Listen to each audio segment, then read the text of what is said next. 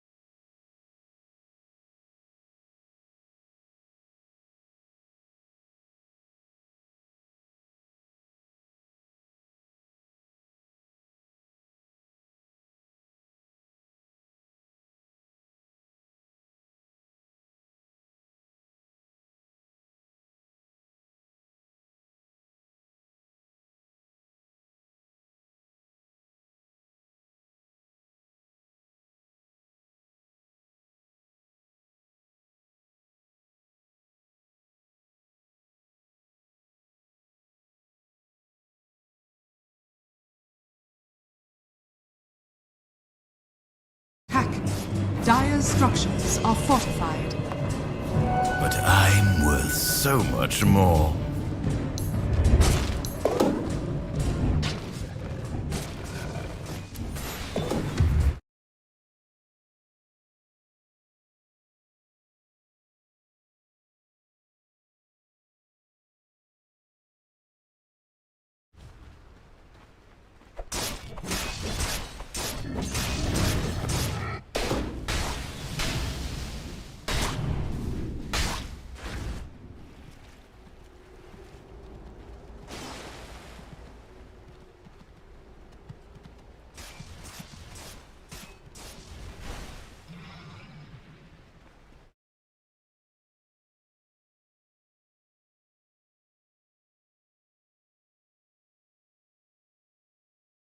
Radiant's middle tower is under attack. Things would catch up with me. Dire's structures are fortified.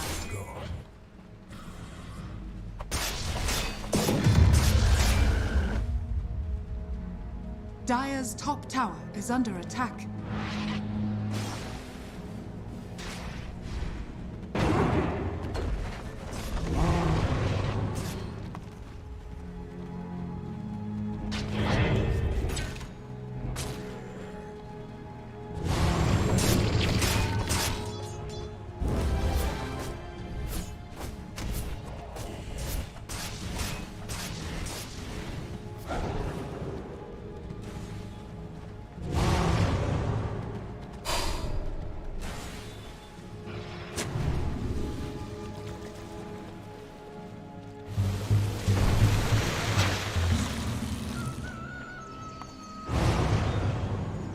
Dire's bottom tower is under attack.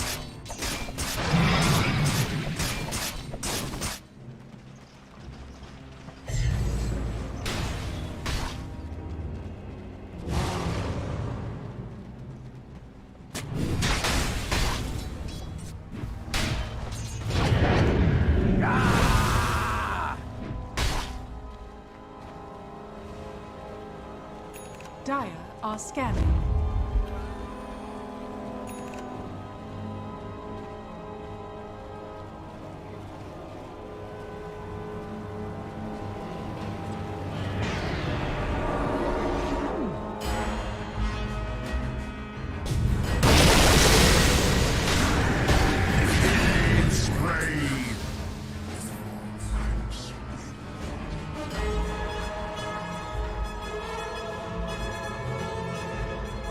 Radiant's bottom tower is under attack.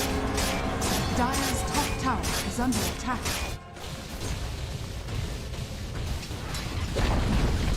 Dire's top tower has fallen. Welcome Radiant back. structures are fortified. Radiant's bottom tower is under attack.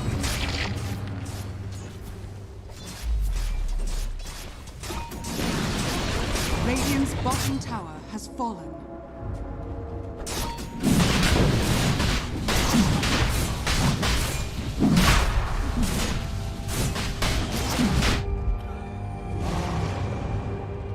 Radiant are scanning. Your shrine has fallen to the Radiant. Invisibility! Radiant's bottom tower is under attack.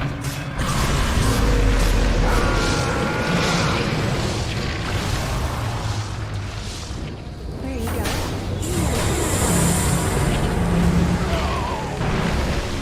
Hell has nothing on me.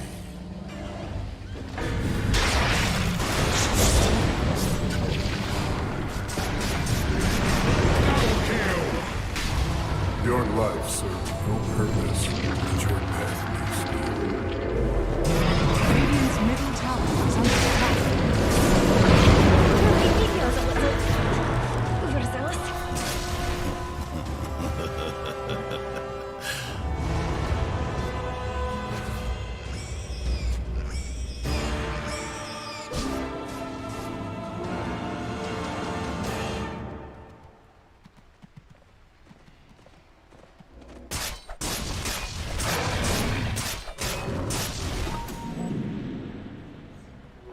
I'll take that as tribute.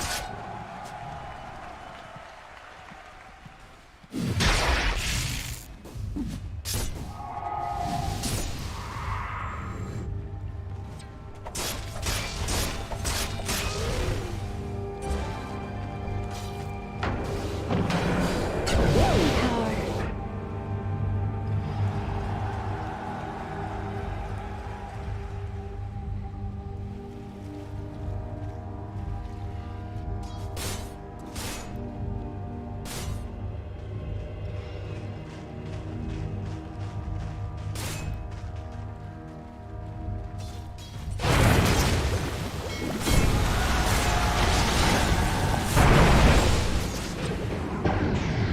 Killing spree! Anywhere we can go. This is open.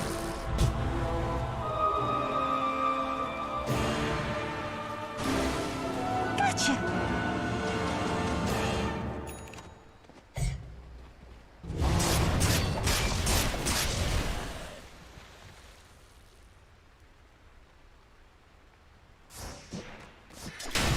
Dire are scanning.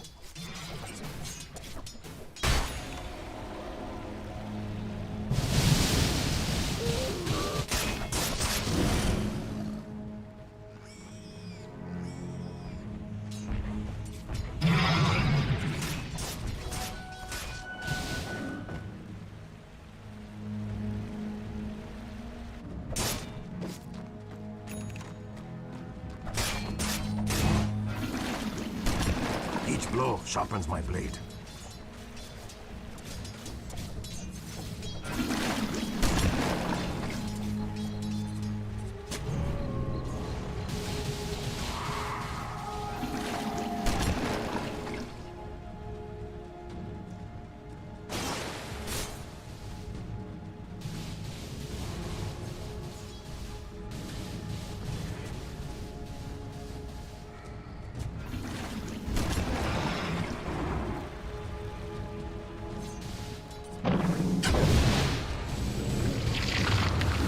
Dire structures are fortified.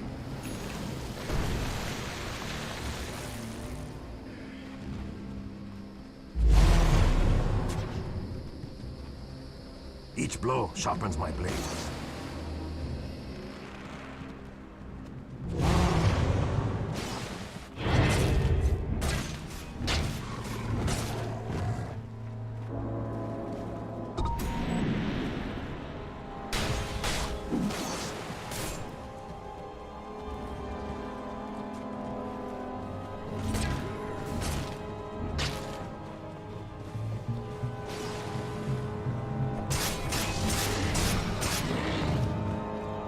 Radiant's top tower is under attack. Radiant structures are fortified.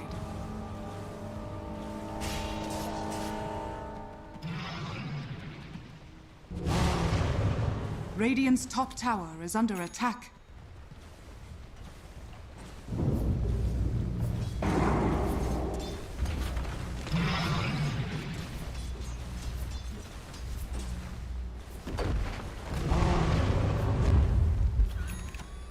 Radiant's top tower is under attack. Dire's bottom tower is under attack. Dire's bottom tower has fallen. Dire's middle tower is under attack. God, I love money. Radiant's top tower is under attack.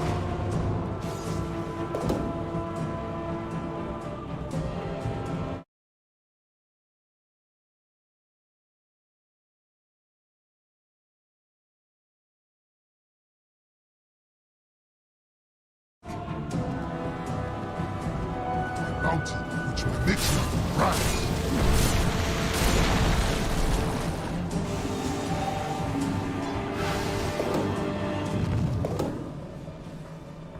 Radiant are scanning.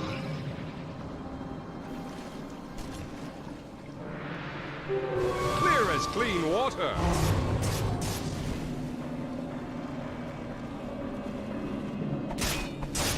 Radiant's top tower is under attack.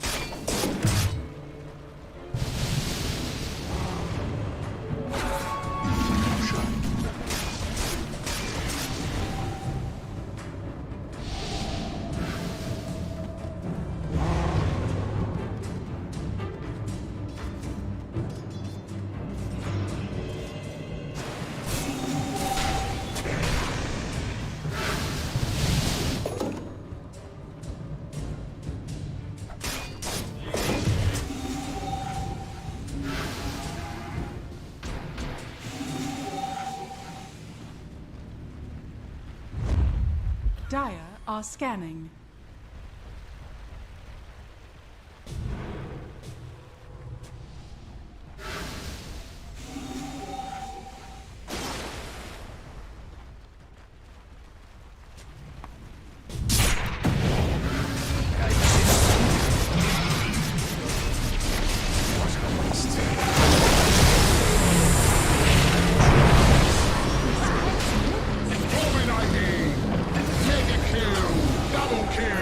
I suppose murder's not an honest thing to try. You pay for that. You come from a race of losers.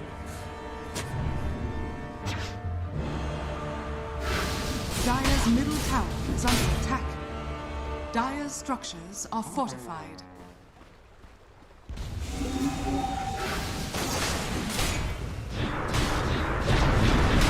Dire's middle tower has fallen. Dire's middle Straight tower to the is under bottom attack. with you.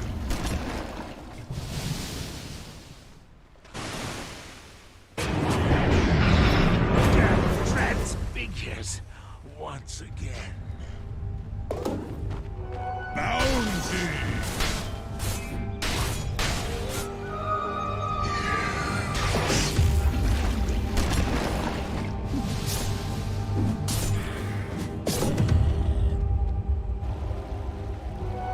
My waters rise.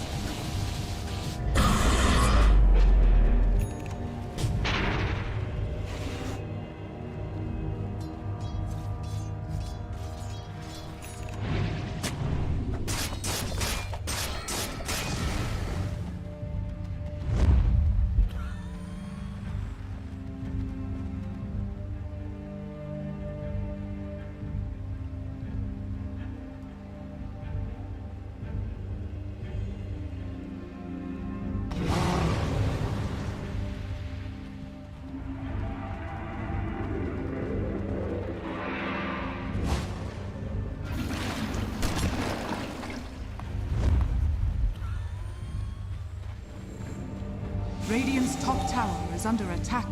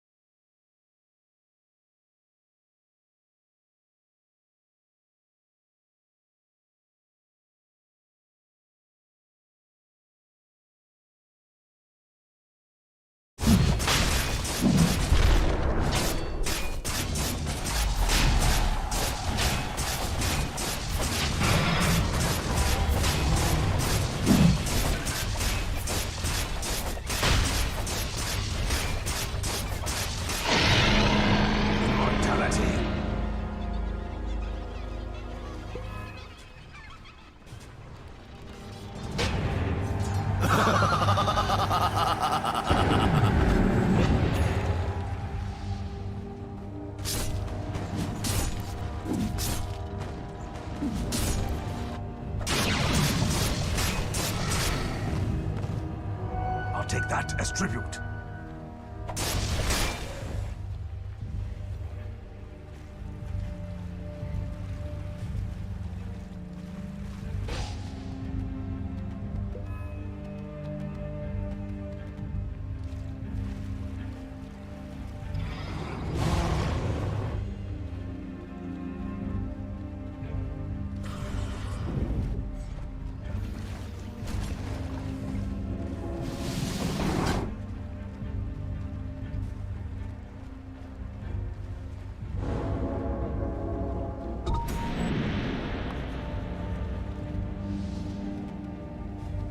Dire are scanning. Radiant are scanning.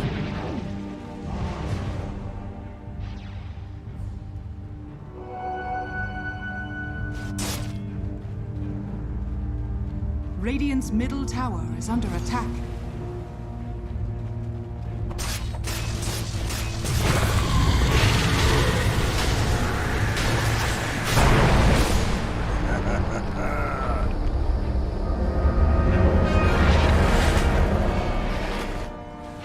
Radiant's middle tower is under attack.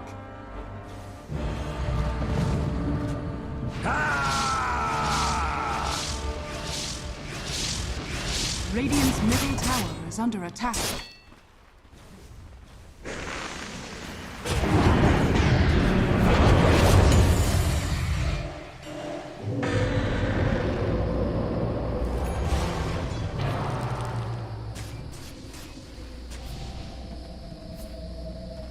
Dire's top tower is under attack. Radiant's middle tower is under attack.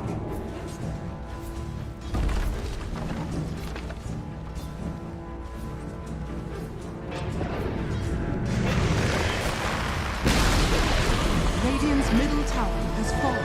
More damage.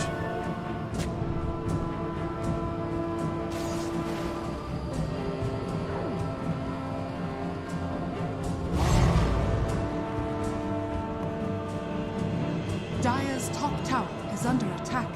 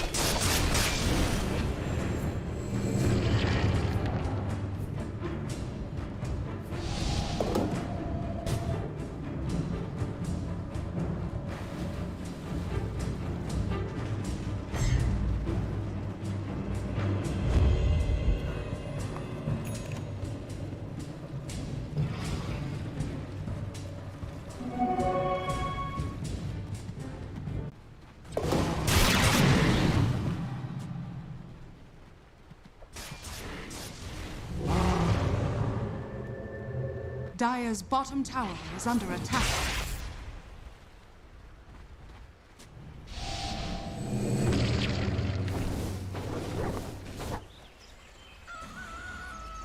You won't be seeing me around.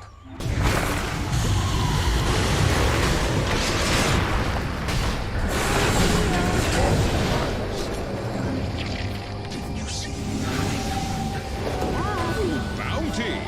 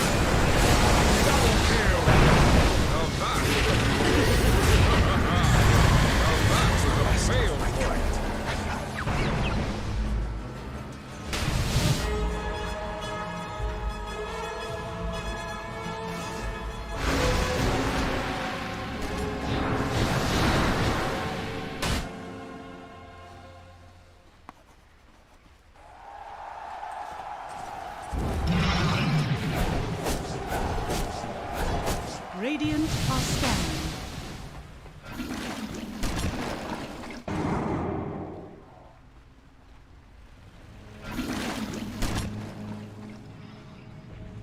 Dire's bottom tower is under attack.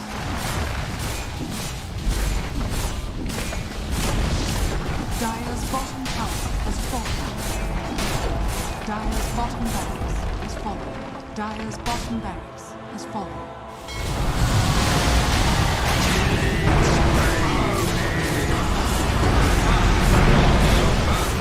Dire's middle tower is fallen. Dire's structures are fortified. Dire's middle tower is under attack. Radiant's top tower is under attack.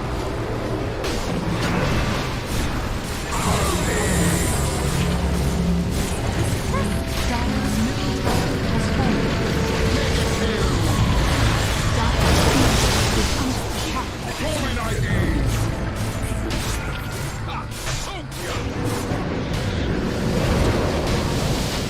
Radiant's top tower is under attack.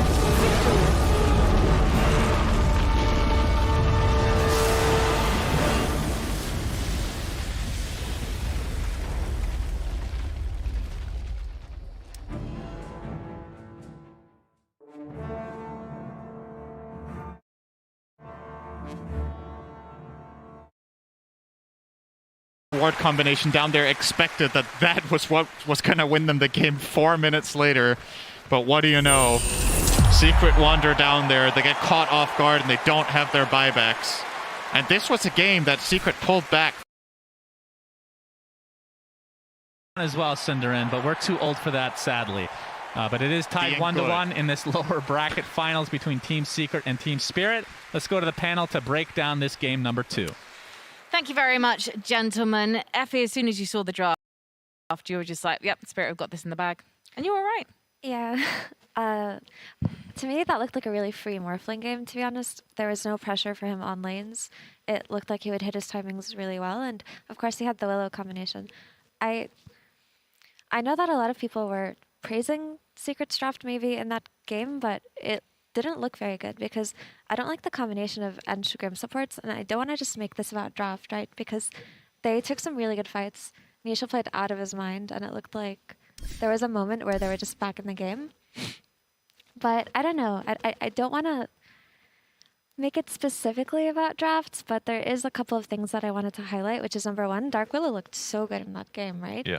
And when you think about it, BSJ was talking about this Helm of Iron. Sorry, I'm like out of breath. I'm like drinking. I mean, we also ran up to the desk, right? Yeah. So it's allowed. Sorry, I'm like I haven't caught my breath yet. But so BSJ was talking about the Helm of Iron Will meta and how Enchantress is actually one of the very good heroes at punishing that, right? Because she hits it through armor and kind of zones them out of the lane. But the thing about Willow is she's a lane support. She does not really go mid unless she has to. So she was able to just sit on that lane and secure his game. And oh boy, did she bully the Ench. We like a little bit of a bullying Dark Willow. Never underestimate the tiny fairy. In terms of the supports on Secret side, Enchantress, and then we have the Grimstroke as well. Yeah, not the support duo that can go around the map and like do stuff. Puppy was very annoying, as he always is on the Enchantress, you know, being in your face.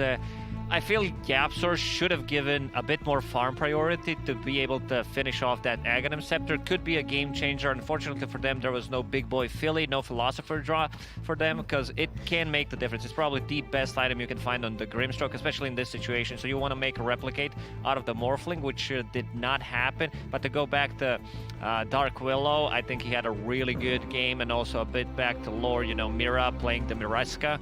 So, you know, a bit of a nice catch with the name. Would you like to see an Enchantress and Grimstroke maybe swap lanes? Almost certainly no, just because it's really important that Enchantress is able to stabilize Juggernaut, and that's why it was so important that Mira did a good job pressuring him, because Puppy made that uncharacteristic mistake. He walked through 2 Bramble Mazes, and that got him killed. And Enchantress typically wins lane. Now, Puppy still had a great mid and late game because he was tanking team fights, and that gave his team a lot of opportunities to do like disables on Kunkka with Omni Slashes, but eventually Team Spirit got those great hexes and disables, and that's what opened the game up. It was initiation. And that's Dark Willow's strength, really. Like, if you place Brambles on ramps, that's it. It's so hard to dodge those. And I was thinking about it actually. So not only does she outright click the Enchantress, it would have to like force Enchantress to play on the lane and not on the side, which is something that Enchantress does not like to do. And if she did that, she just gets gushed by Tide and killed by the Dark Willow. So I honestly feel like maybe a lane swap would have actually been better in that. Team Spirit did a lot of good like smoke rotations, invading the enemy triangle, going for that Juggernaut kill, using the torrent from the fog and getting also a couple of stacks from there. Also nice cute little play from Collapse backpacking his Vlads while there were smoke, so you can see them coming. You know, they're coming through the creep wave, but he's backpacking it, so there's like no that buff on the creeps. And yeah, just the efficiency of the Team Spirit has been out of the roof so far throughout this tournament. Do you think, though, sometimes Team Spirit are allowed to get away with certain mistakes? Like, for example, they didn't get away with it because Secret farmed them, but when they got Roche about 22 minutes in, they were then just picked off by Team Secret. And that was a great advantage for Secret, but they couldn't quite capitalize on it. And I'm just wondering if Spirit deserved to lose more from that moment. Yeah, typically they would have lost more, but given the nature of their draft and how Morphling was under no threat until Juggernaut got a Scotty, and then maybe another heal reduction item even, it didn't translate into any kind of map control really, just because of the nature of both drafts, right? And for Secret's draft to have won at that point in the game, they would have had to take it very, very late, because then that's when they would have struggled. But a hero that I wanted to highlight, who was kind of an unsung hero, was the Kunkka, right? He tanked so many spells. He tanked Omnislash, he tanked everything, and he just didn't die. It really felt like they had damage issues at some point.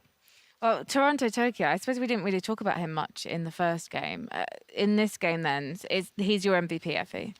I think collectively they all played very well. My personal MVP would probably be just like the Mira plus Yotaro combination in that game, but his hero did a lot for them in terms of absorbing damage. What about you, Purge? Yeah, that was really impactful. Like having those really tanky strength heroes with high armor. In this case, he got the AC relatively quick with the SNY and the BKB, and he was the frontliner. And it's really important to have that. That was something the Team Secret Draft kind of lacked. It makes it harder for Zai to do his job, to jump in, initiate, catch the right people. So he had to struggle with that a bit, unfortunately for them. So. But as a whole, he played excellent. He's had great Kunkka performances pretty consistently throughout the tournament. He's still had great GPM, last hits, everything. So, yeah, still playing really good. Wasn't 20 minutes, but it was a good game for Team Spirit. So in some ways, we're now going to see a bit of a grand reset between Spirit and Secret, because this next game wins it, the cost.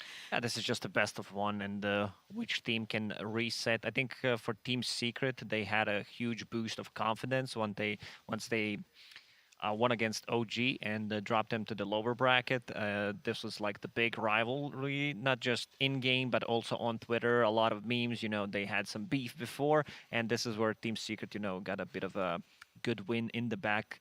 Looking at the Team Spirit, this is the team that just doesn't care. They don't care about what's happening in the game. They're going to be playing this top-tier Dota. They're not going to be overusing their abilities. There's not going to be like almost no mistakes made. When you watch them play while they're winning, it's just, you know, beautiful. I don't think I've seen team perform so well under so much pressure and being so relatively young. You know, they have some experience coming out from the Silent, their coach, and also Miposhka, but the rest of the team is very young. That really showed, I think, yesterday when they won their match as well. I was surprised when they won. They sit up from their seats and they're not like freaking out hype when they got top 3 instead of top 4. They're like, all right, we won. Next game. It's like, and Frank, you said that earlier about Miposhka. He's like, oh, we haven't won yet. That's like the Kuro mentality that we've heard in years past. Like, it doesn't matter until you win the whole thing. Well, one game stands between Puppy, who has been to 10 internationals. Standing between him and the final is, of course, Team Secret. This could be his last game on the TI-10 stage. So we're going to check in with him and find out what he thinks of his teammates. I probably have the best connection with these people than any team I've ever been in. If all of us didn't need to play Dota together, we would be in a very, very good spot as people. Nisha is our quiet, skilled boy, really great guy. Like, nothing bad I can say about this dude. Same thing for Zai, you know, skilled dude. We hang around all the time. All of our team just constantly chills out at Discord. Matu is just the greatest. He's just hilarious without knowing that he's hilarious type of thing. Yazid is just, you know, he's just a clown, honestly, but he's just like the funny things he says and the charismatic strength he has is very high. And he is just like, he's just great. You know, he's literally a very good rational person. He just can listen to you. And even though he disagrees with you completely, he can completely disagree with you, like hate everything that you just said, but it won't show. He's a politician, goddammit. This guy doesn't show anything. He's gonna go far. But for now, he's, you know, coaching some, you know, little children playing Dota, like me. It's important to actually be a child in this game. It's important to do it. Because if you don't have that same feeling, a child's gonna beat your ass. Sorry. Interesting there. I like the puppy's own description of himself is as a child. And the team of kids are now making their way to their favourite kind of playground. It is the main stage here at TI10 at the National Arena Bucharest. This is the moment of truth for both of these teams. One game standing between them and the grand final against PSG LGD. These booths have probably never felt so intimidating, but one of these teams, they've been here before. They've been here many times, and for Team Spirit, well, they know it's anyone's game, and after that second game performance, they're going to really be believing in themselves right now, Lacoste. Oh yeah, they're just feeling themselves as this tournament progresses. They tend to play better. They don't crumble under the pressure. It's just, I don't know. I've been praising them so far throughout the tournament. I don't think I can find like another way to say how good they are and how enjoyable they are to watch. May I just say, I love what Puppy said in that interview about having to be a child to be here and win this game, because you still have to enjoy what you do and you have to love the game and you have to just be able to not feel the nerves and just kind of immerse yourself in this environment to win. And look how far they've made it. And that's exactly the quality that Team Spirit has, by the way. That's taken them this far, I would say. Yeah. In this interview, Puppy was, to sum it up, it was pretty much, you know, just a bunch of dudes being bros kind of a mentality. It really helps a lot too when you have losing streaks where you have a bad game. Then your morale doesn't drop. You can still like keep your head together. No one's like mad at each other. Any of those like underneath problems that you have with each other don't like boil up and become big issues. You can just reset and play another game as long as you have a slightly better draft or different strategy. And I'm glad that Team Secret can do this, but also just, I remember at the Animajor, when every team was always so stressed, every night they would go to their practice rooms and just do whatever they do in there. Sometimes they're just talking, sometimes they're reviewing drafts, but in their free time, Team Spirit would just go play ping pong, and they'd play ping pong for hours. Anyone who walked down to get anything from the Animajor lobby would just see them playing ping pong. They would hog the table. So just the fact that they can just have fun together and not be that nervous during these kinds of events is really cool. Yeah, and we've seen some spice because they've been acting, you know, like those Giga Chad dudes, but we've also seen a Giga Chad coming out from Toronto, Tokyo with the easy game. You know, that's the stuff that I like to see. Well, for Team Spirit, it has certainly been quite the journey. Speaking to Mira yesterday, he was talking about the fact that he joined in February. He'd played with Collapse earlier on in 2020. And now this team is in the top 3 at the International. A Cinderella story, if we ever heard one. Team Spirit versus Team Secret. Game 3. And we're here with a draft of Game 3 between Team Spirit and Team Secret with my panel of BSJ and Jenkins. There we go. That was way less cool than we thought it would be. I thought it was very cool. Thank you. Especially with a slap. Anyway, we're here with the third draft. What can we be expecting, my wonderful analyst, BSJ? I think we're expecting a Magnus again, but they may have to ban out the Tide. It just makes the game a lot more complicated. We're here with the third draft. What can we be expecting?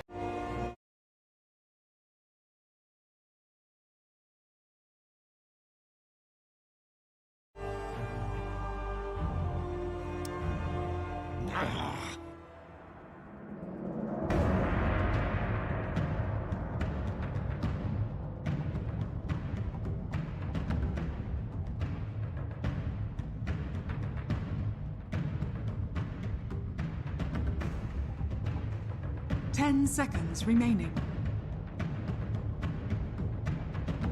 5 seconds remaining.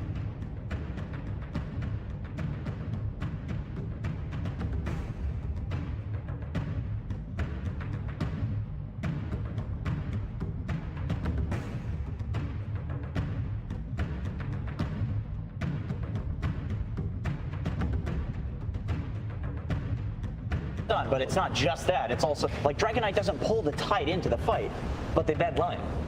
They did indeed ban Lion. Yes, that's like a Tide, but with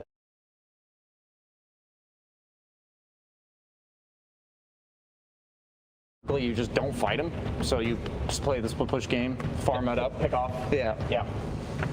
Okay, that's fair. It's been happened before, though. I remember in the, I think it was TI9, when they fought against Liquid, they were talking about the Alchemist plus Chen strat, right? That was TI9, I think. And they, after in the exit interview, they said that, or Puppy said, that they thought the Chen was the problem. It was actually Alchemist the whole time. So it might be one of those repeats when they see a combo and they think the Lion's the problem. But it's actually the Tides, as Jenkins said. Yeah, or like the flip side, like maybe this is like the 5-head play from Puppy, is that the Lion is the actual issue and it's not necessarily the Tide. I would trust him more than you. Yeah, of course, naturally. So they should probably pick IO here. Oh, they're going to plan for the IO. Oh, and they get the Magnus. So what happened against LGD was that Secret, okay, this started with Team Spirit seeing a Tiny in the lower bracket and responding with Wyvern Mag, and then LGD, okay, I'm sorry. Secret did the same thing to LGD in the winter bracket finals where they let LGD have the Tiny and responded with Wyvern Mag. And you don't want to pick IO into Wyvern Mag because the IO Tiny will just get RP'd and cursed together and the IO will just die. So they replaced the IO, like the buffer, the attack speed, with an Ogre on the side of LGD. So we're seeing like 3 series carry over from one to another. The Ogre was first phase banned here too. Yeah, that's what I'm saying. They banned the Ogre. Interesting, yeah. It's like you never expect an Ogre to be first phase banned prior to like 2 days ago. But because of how things have progressed in terms of essentially countering the Tiny, this is what has happened. The Ogre is first phase banned. So it's interesting because that was probably a read by Team Spirit saying we still tied in the pool, and they actually probably agreed with you that if they pick first pick Mag, we just tied and we beat them again. So they knew the Tiny was going to happen, which is why they last banned the Ogre. Yeah, it's a lot of mind games going on. We see the Tiny when it's first picked. There's almost always a Necro, Ursa, Lifestealer are usually the 3 bans that come out in the second round. These teams, they just learn from each other. They see things that work and don't work, and sometimes it's a matter of like Lifestealer, for instance, isn't a free game versus Tiny by any means, but we saw one of the few heroes that doesn't mind getting slapped by Tiny for 10 seconds in a row because he will sustain it, and also ET's Aura doesn't work through Magic Immunity, so that's a hero I'm keeping an eye out for. They've actually banned the Ember. Interesting. Ember Mag. Yeah, last time we saw LGD actually do this against Secret, where they picked the Tiny and then they banned out like all of the counters in the second phase. And then, but then they also picked the Phoenix into Snapfire. And I was thinking a big reason that they did that is because they essentially decided, and we were talking to Seb backstage actually about this, that LGD had essentially decided that those were all of the heroes that they didn't have an answer to, and anything that they had left in the pool, it was likely they had some sort of counter pick, you know, like a Pugna versus like Necrophos, for example, if you've got a great Pugna player. And then Phoenix, picking it into Snapfire is kind of insane. It's like you just press, I always forget the little shredder, and then you kill the egg, right? But the thing is, it's like a tiny counter, and then it's also good for the team fight. And so you're block picking it, and then you're also getting it. It's better for the game. But now we also made a point that in that specific draft, it was really difficult for the Snapfire to get into position and actually shoot the egg down, which actually forced Secret into the Weaver heroes. pick. Like there was like a Puck and other heroes like that. So Secret went for the Weaver trying to break the lines, and then they got a bat core to core.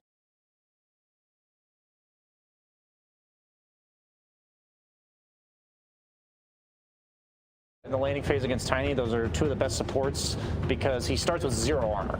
This is the BSJ theory. How do you counter the Tiny according to you? It's the 0 armor in lane. Like until level 6, Tiny is not good against physical damage. And these heroes eventually are still a nuisance for him because the Weaver bugs. They take a lot of attacks to remove, and Tiny does a lot of damage per attack, but doesn't attack very fast. Yeah, like he basically has to build into attack speed in order to make up for the fact that he just has none. Another nice thing about Weaver too is like obviously Spirit, they've been picking this throughout the entire tournament, so they know how to play it. That's going to play into whether or not they pick it. But you're playing against 2 melee strength heroes, very easy to get the bugs on them, and then also you're going to pick up a Spirit Vessel on Weaver, and percentage magic damage is how you deal with the Tiny's massive HP pool and armor. I have the last ban here. So what was they banned Lifestealer, I remember, and what was the other one they considered? It's usually Ursa. Yeah, so Lifestealer, because you have the ET, I think the Lifestealer is the better ban because he's not only good against Tiny, but he's also really good against your other hero. So could this be an Ursa pick for Spirit, Jenkins? It could, and I would assume that Secret, obviously having dealt with this in the LGD series, if they're letting an Ursa through, it's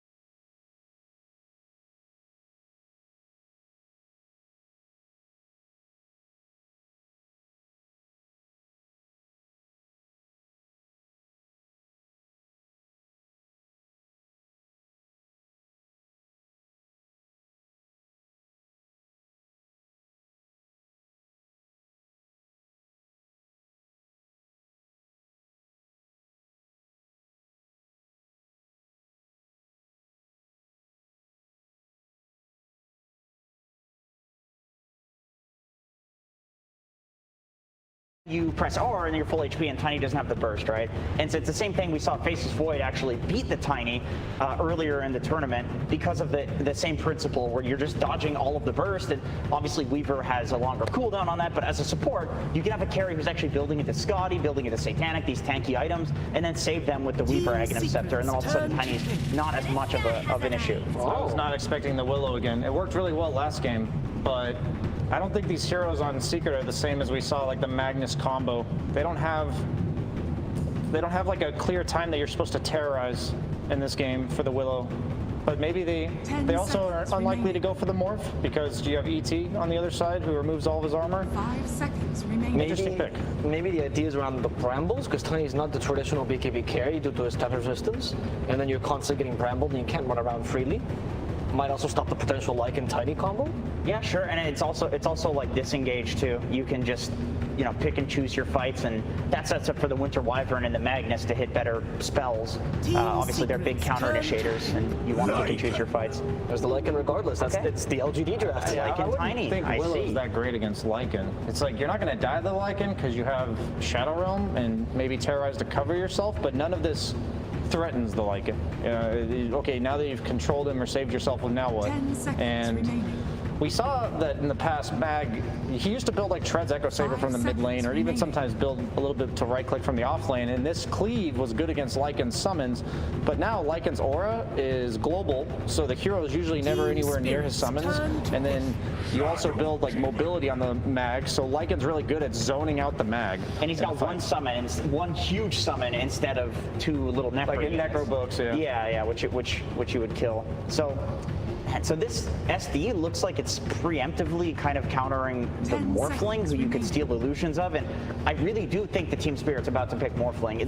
This draft looks like to me that they're just saying, we're really confident in this strategy, we just won with it, it looked really good, like we don't care if you counter us. It might be preemptively countering Ursa as well. That's because true. You have the constant dispel against the overpower, but you also have the save for the Winter's Curse and the RP. The disruption is incredibly powerful this game because Team Spirit doesn't have a way to jump him yet. They have to draft something like the Storm, and these heroes don't want to be playing into like Storm Spirit mobile heroes don't want to play into really beefy Lycans and Tinies. And Sven, yes, it looks nice because of the armor, the Warcry, but that is also purged by Shadow Demon. And if he gets to an Ags at any point, if it's maybe a 4-position Shadow Demon, that break as well as dispel consistently, it just ruins Sven. Yeah, this is a really kiteable Sven. It looks like right now. In terms of at least Team Secret's draft, they have the Disruption from Shadow Demon, they have the Ult from Shadow Demon, they have all the Tiny Stuns, which are on a low cooldown, Eldritch Titan, who's throwing all of these spells into melee range, BKB Piercing, of course, the Earth Splitter. The Lycan can run his units around you. Of course, you can cleave those. We already talked about the cleave's not as good as it was before. But then on the flip side, there is a lot of setup potential from Spirit in terms of having some crazy wombo combo in the team fight. You have the Sven cleave. on top of the Magnus of Power, giving him even more cleave, as well as these like massive team fight ultis. They could 100% have the Sven 1v5 in this game, but it requires some team fight synergy. And no Shadow Demon. Because the Shadow Demon really destroys this whole idea. If he gets purged, you lose the Empower there, you lose your Warcry, you're getting kited. True. Yeah. Like, this Shadow Demon has completely It's a great pick. Yeah. It's a great pick. Yeah, this is what Seb was talking about off panel yesterday as well, where these teams know what kind of hero you have to pick. They picked Lycan and Tiny. You have to pick a durable hero that can clear the summons. Yep. Shadow Demon's good against pretty much all these heroes that do that. So they picked the Shadow Demon knowing that no matter what, you're still going to pick it into a counter. Like, you would never on paper pick Sven into Shadow Demon, but there's other issues that they have to solve on the Team Spirits draft, so they don't mind one bad matchup. It's just really cool like thought process from these drafters. And then Spirit bans out the puck, which is exactly what LGD ran with a very similar draft yesterday. I would be surprised if Secret doesn't just go for... Okay, so the Void Spirit is banned out, the Ember is banned out. We need a Spirit-type hero because none of these Secret heroes want to go in and actually get stuff started. This is what we've seen in all of the drafts so far from them. So what do we have left? Storm's a little slow. Could they run something like a DK, for example, instead? The problem is you don't know the lane matchup. Oh, they go with the Lina. Okay, so something that's going to win the lane no matter what. But now you lack the initiation you were talking about, so Tiny's going to have to be the one. It's going to be Lycan's job. Oh, Lycan. I think it's going to be Lycan's job. They're not going to have a hard initiation. They're going to have cause chaos, and eventually you'll separate, and the Tiny will be able to land his abilities. They have a lot of poke, a lot of prod, and then eventually, once they get the fight started, their damage on Team Secret is immense. Once you get the Tiny Lycan timing, the Wyvern's really good against Tiny because of the slow from Winter's from Arctic Burn, but that doesn't matter if you're hasted. You can hear? And they go for, you have to go for something like this to jump the Shadow Demon, but my emphasis is this hero is not good conceptually against push lineups. You don't want your towers getting pushed. You want your team setting up the rotations. I think Team Spirit's going to be on the back.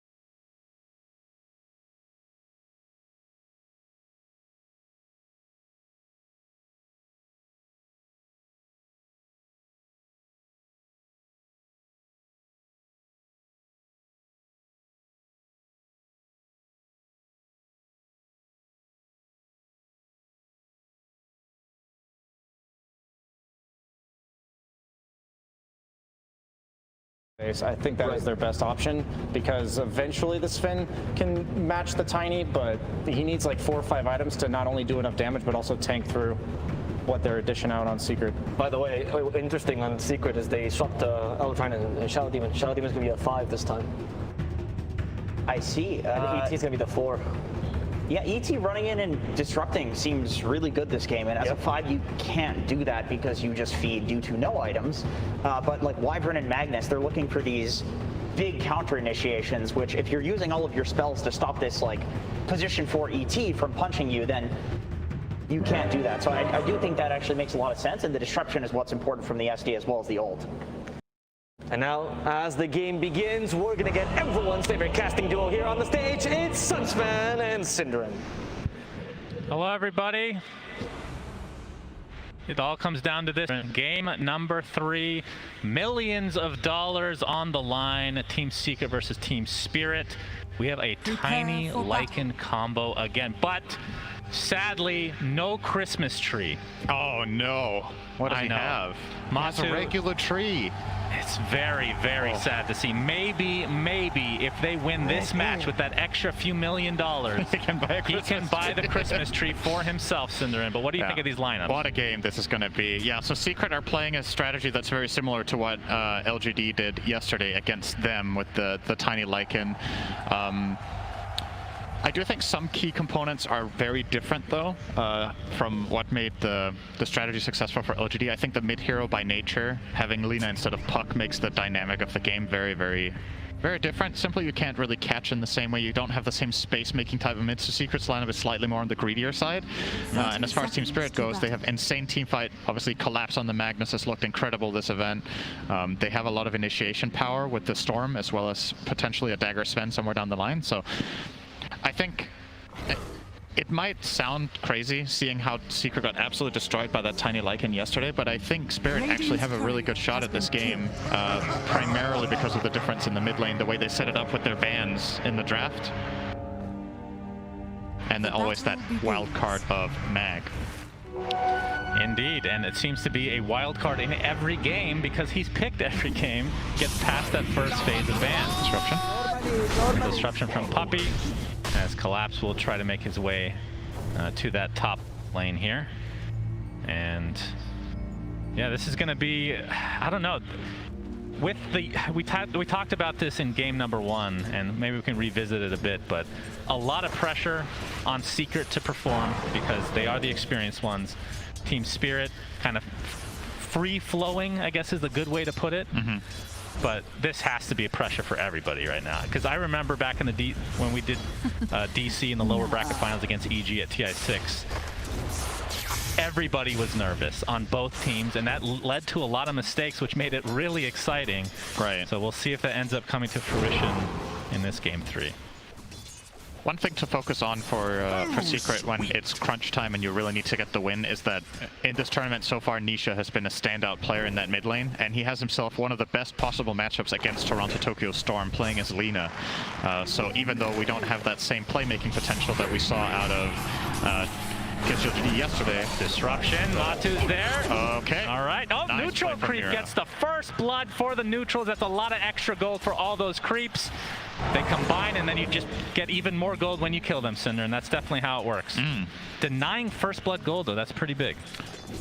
That actually sounded like a suggestion Slax could have come with. Oh, if the neutrals kill, they should get all the bounty, and then if you kill the neutral keep, it gives 300 gold. It gets larger and larger. Why not? Why? I don't know, just because. Why neutral items, Cinder? And I love them. Well, why not? So Matu playing the Tiny, as we alluded to. Collapse finally not... I mean, he's playing the Magnus this time, Cinder. Basically, every performance that he's had at this tournament has been quite stellar. Been kind of his showing out party is we have a disruption again, Collapse, putting himself in the way of Matu so that Mira is not collapsed upon. Well, he needs to be a little bit careful here, actually. Puppey coming in with the illusion skewer. We have the skewer with the shockwave. They're going to try to 1v1 battle this. The brambles come out as well. This is going to be first blood going the way of somebody, Cinder. Is Matu one right click? Nope. Looks like Puppey will get credit for that one. And with the avalanche, he's opting not to chase down, but rather to straight up go up and salve Matumbaman and probably give him a tango here as well. Coming out of his own tango in a second. So, yep, Secret will get first blood there. That was very close. Obviously, Collapse playing off the knowledge that Avalanche would be on cooldown for quite a while there. That's been nerfed over time. It's 26-second cooldown level 1. Honestly, for what it does, a really long one when you think about it compared to other heroes. So, probably need some buffs to Tiny after this TI so that he can do better in lane. I'd like that, as Courier's going to get sniped here from Yapzor. Looking forward to the briefcase being shown here in this game. But Nisha in the mid lane on this. Lina is at 19-9 for CS versus the 11-1 Toronto Tokyo. He's gone woods. Yeah, I can't blame him. This is not going super well for him, but he does have a nice stack here, so we'll be getting a good amount of gold overall. But Nisha is just left to his own devices, Cinder, and that's... We've been seeing him on Void Spirit mostly this series. It's a scary proposition for Team Spirit to leave him be. Puppey. He harassed it bit here from Collapse as Matu making his way over as well.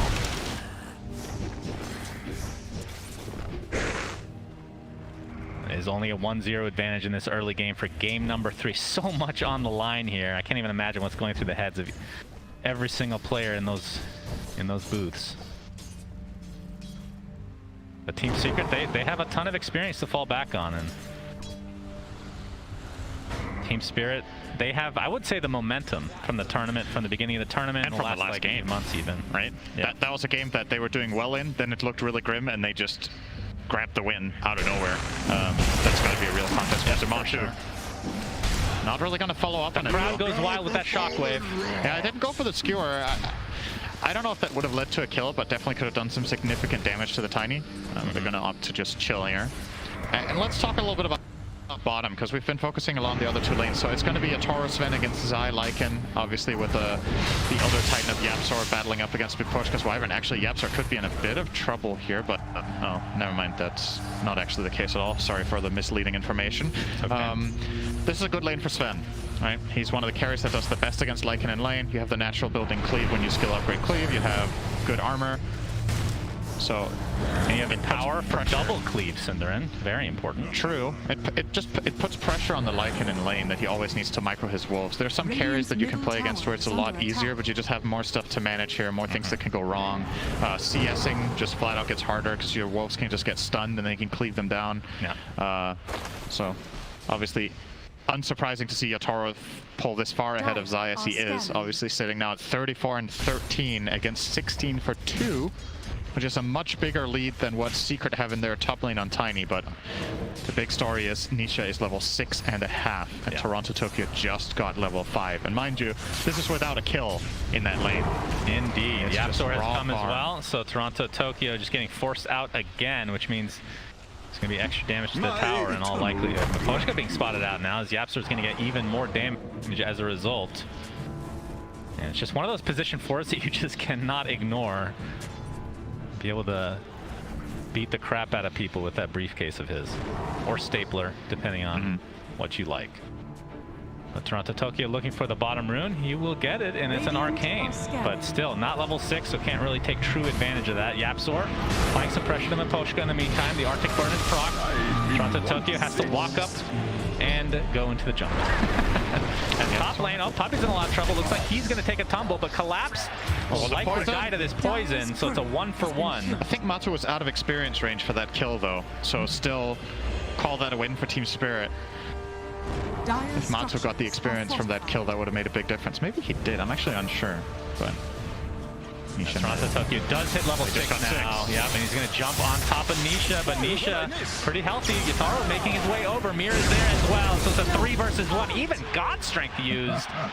Whatever it takes to take out Nisha and into the jungle, into the triangle. Yatoro stacks here, Yatoro, since he rotated anyway, so might as well use God Strength there. They're going to stack one more time and then clean up whatever they can. Yep.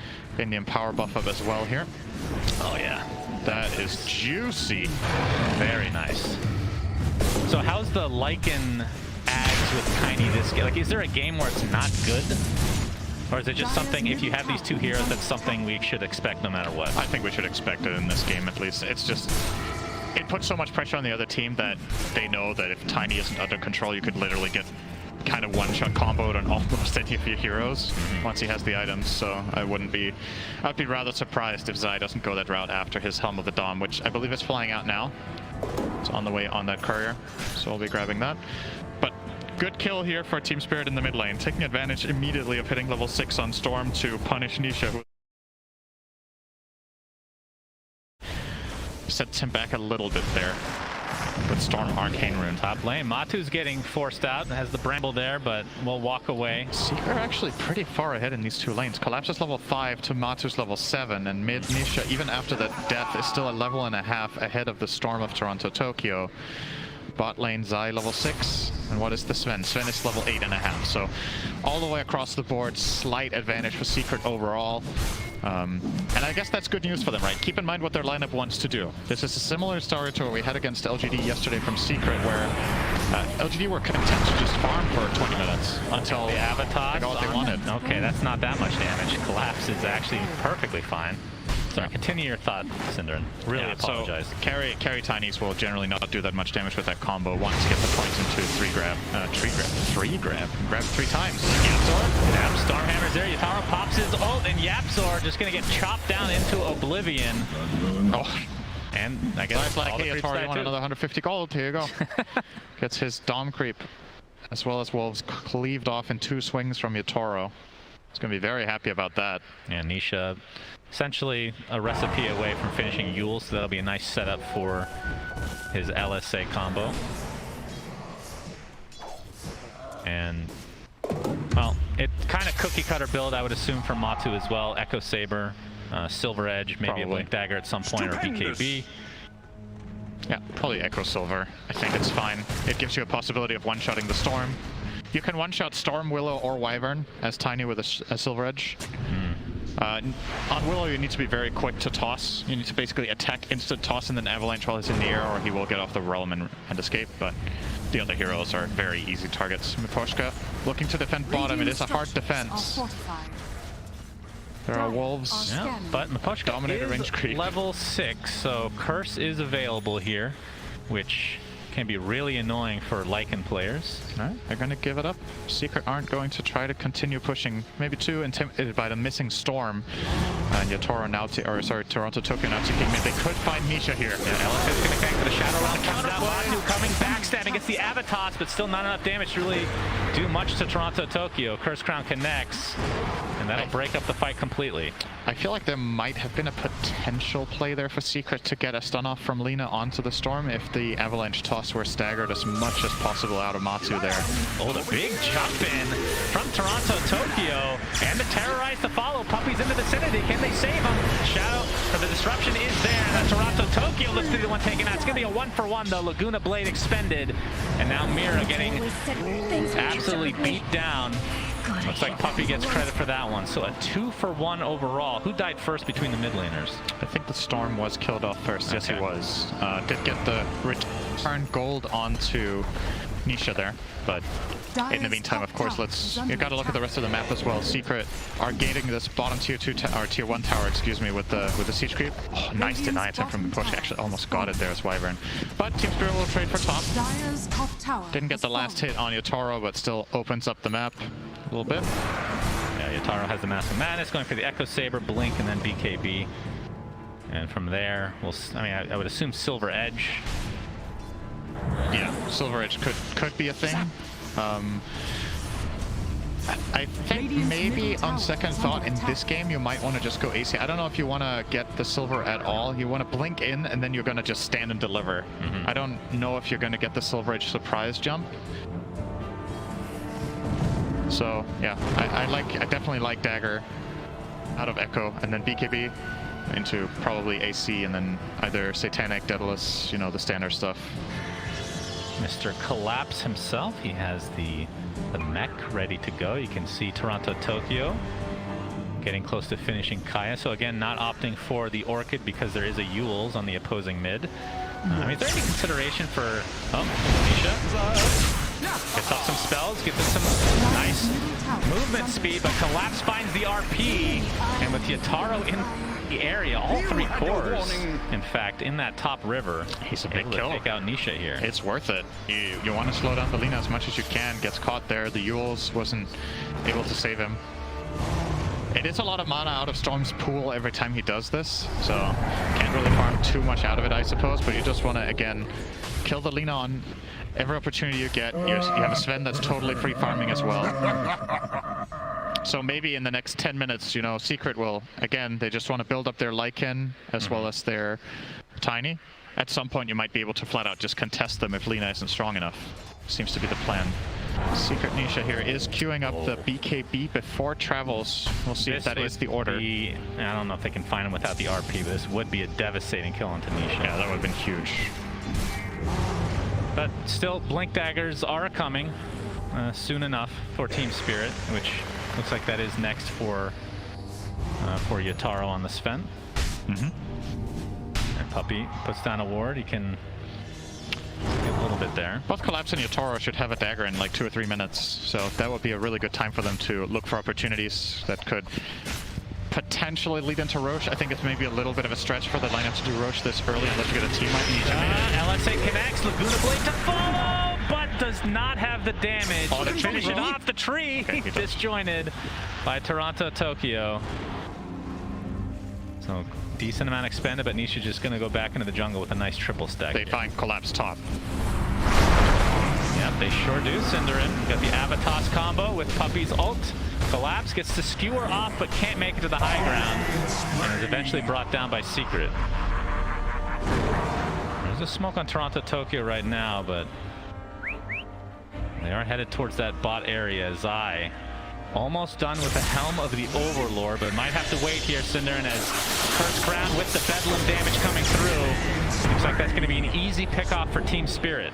So it's off-lane for off-lane, essentially, as Miposhka getting destroyed by these wolves, has to curse the creeps just to survive. Under attack. And at least he does so.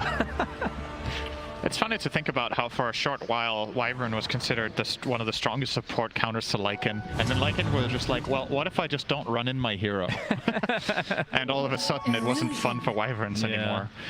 This was obviously back in the day when we had Necronomicon.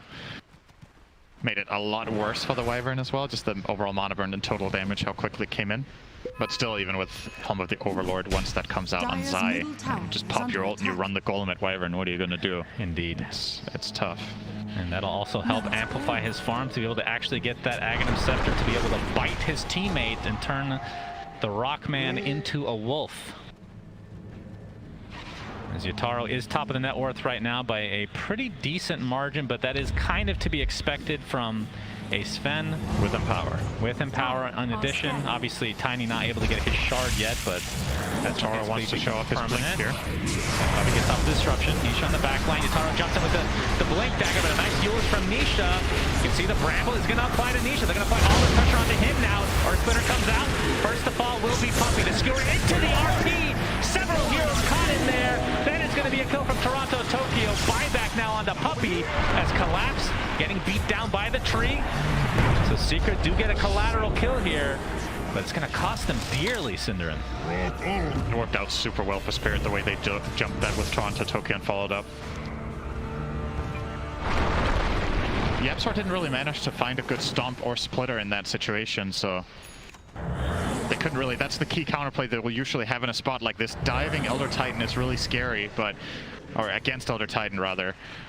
But with Puppy already using the disruption, they feel way more confident just locking onto a single target in that Lina and getting her down as soon as possible. So that was an instant cue to go.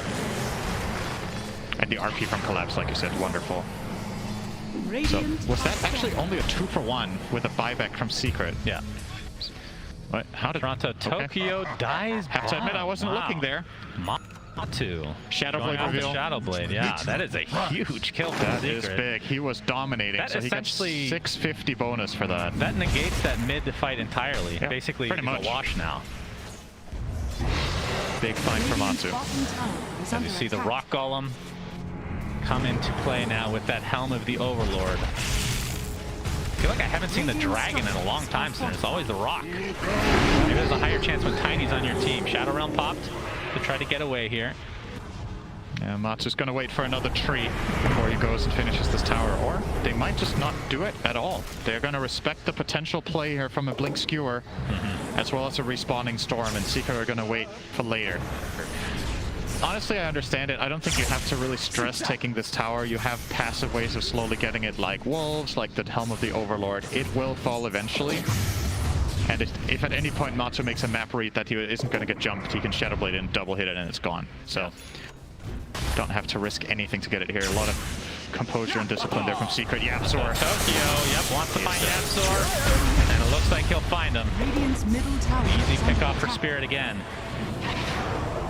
Yataro makes his way to the mid lane, and like you said, that Golem ends up getting the kill onto the tier 1 mid. So, inevitable to fall. And that's going to give some nice gold over to Zai, as we have another Avatos killing off the Storm Spirit. Are you kidding me? Matu is just finding these incredibly important pickoffs. And it's just with a Shadow Blade too. It's not like this is Blink Dagger and Shadow Blade to be able to come from He might even the find fog. another one here. Oh, he's going to find a ward. Okay, so won't get the Wyvern. 2 huge picks from Matu. Yep. With those kills, he's actually tied with Sven on net worth all of a sudden. So we're going to see the replay here of, I believe, the previous one. Yeah, gets off the first right click with the Avatos and just enough damage. It's actually relatively close there.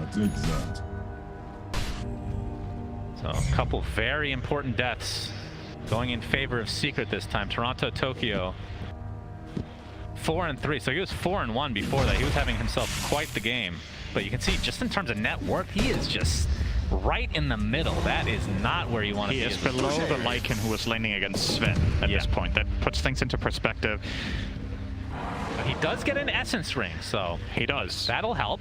That's a nice one. It'll help if he doesn't get burst in a one-shot combo from Tiny. Unfortunately, that's what generally tends to happen against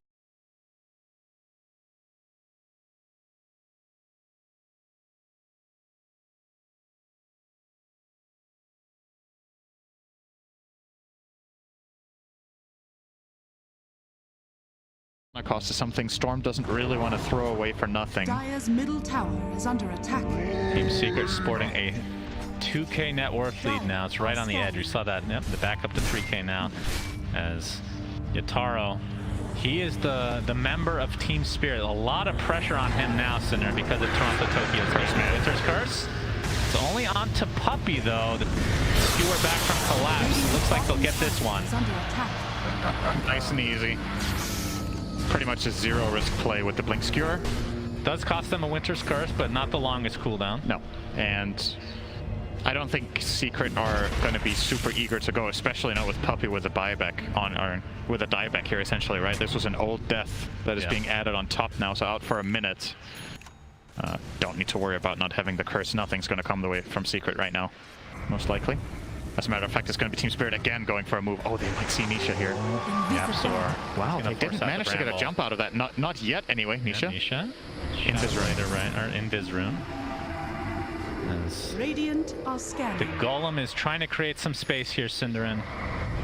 And Matu ready to go. It is 20 minutes, so expect that shard pretty soon for Matu.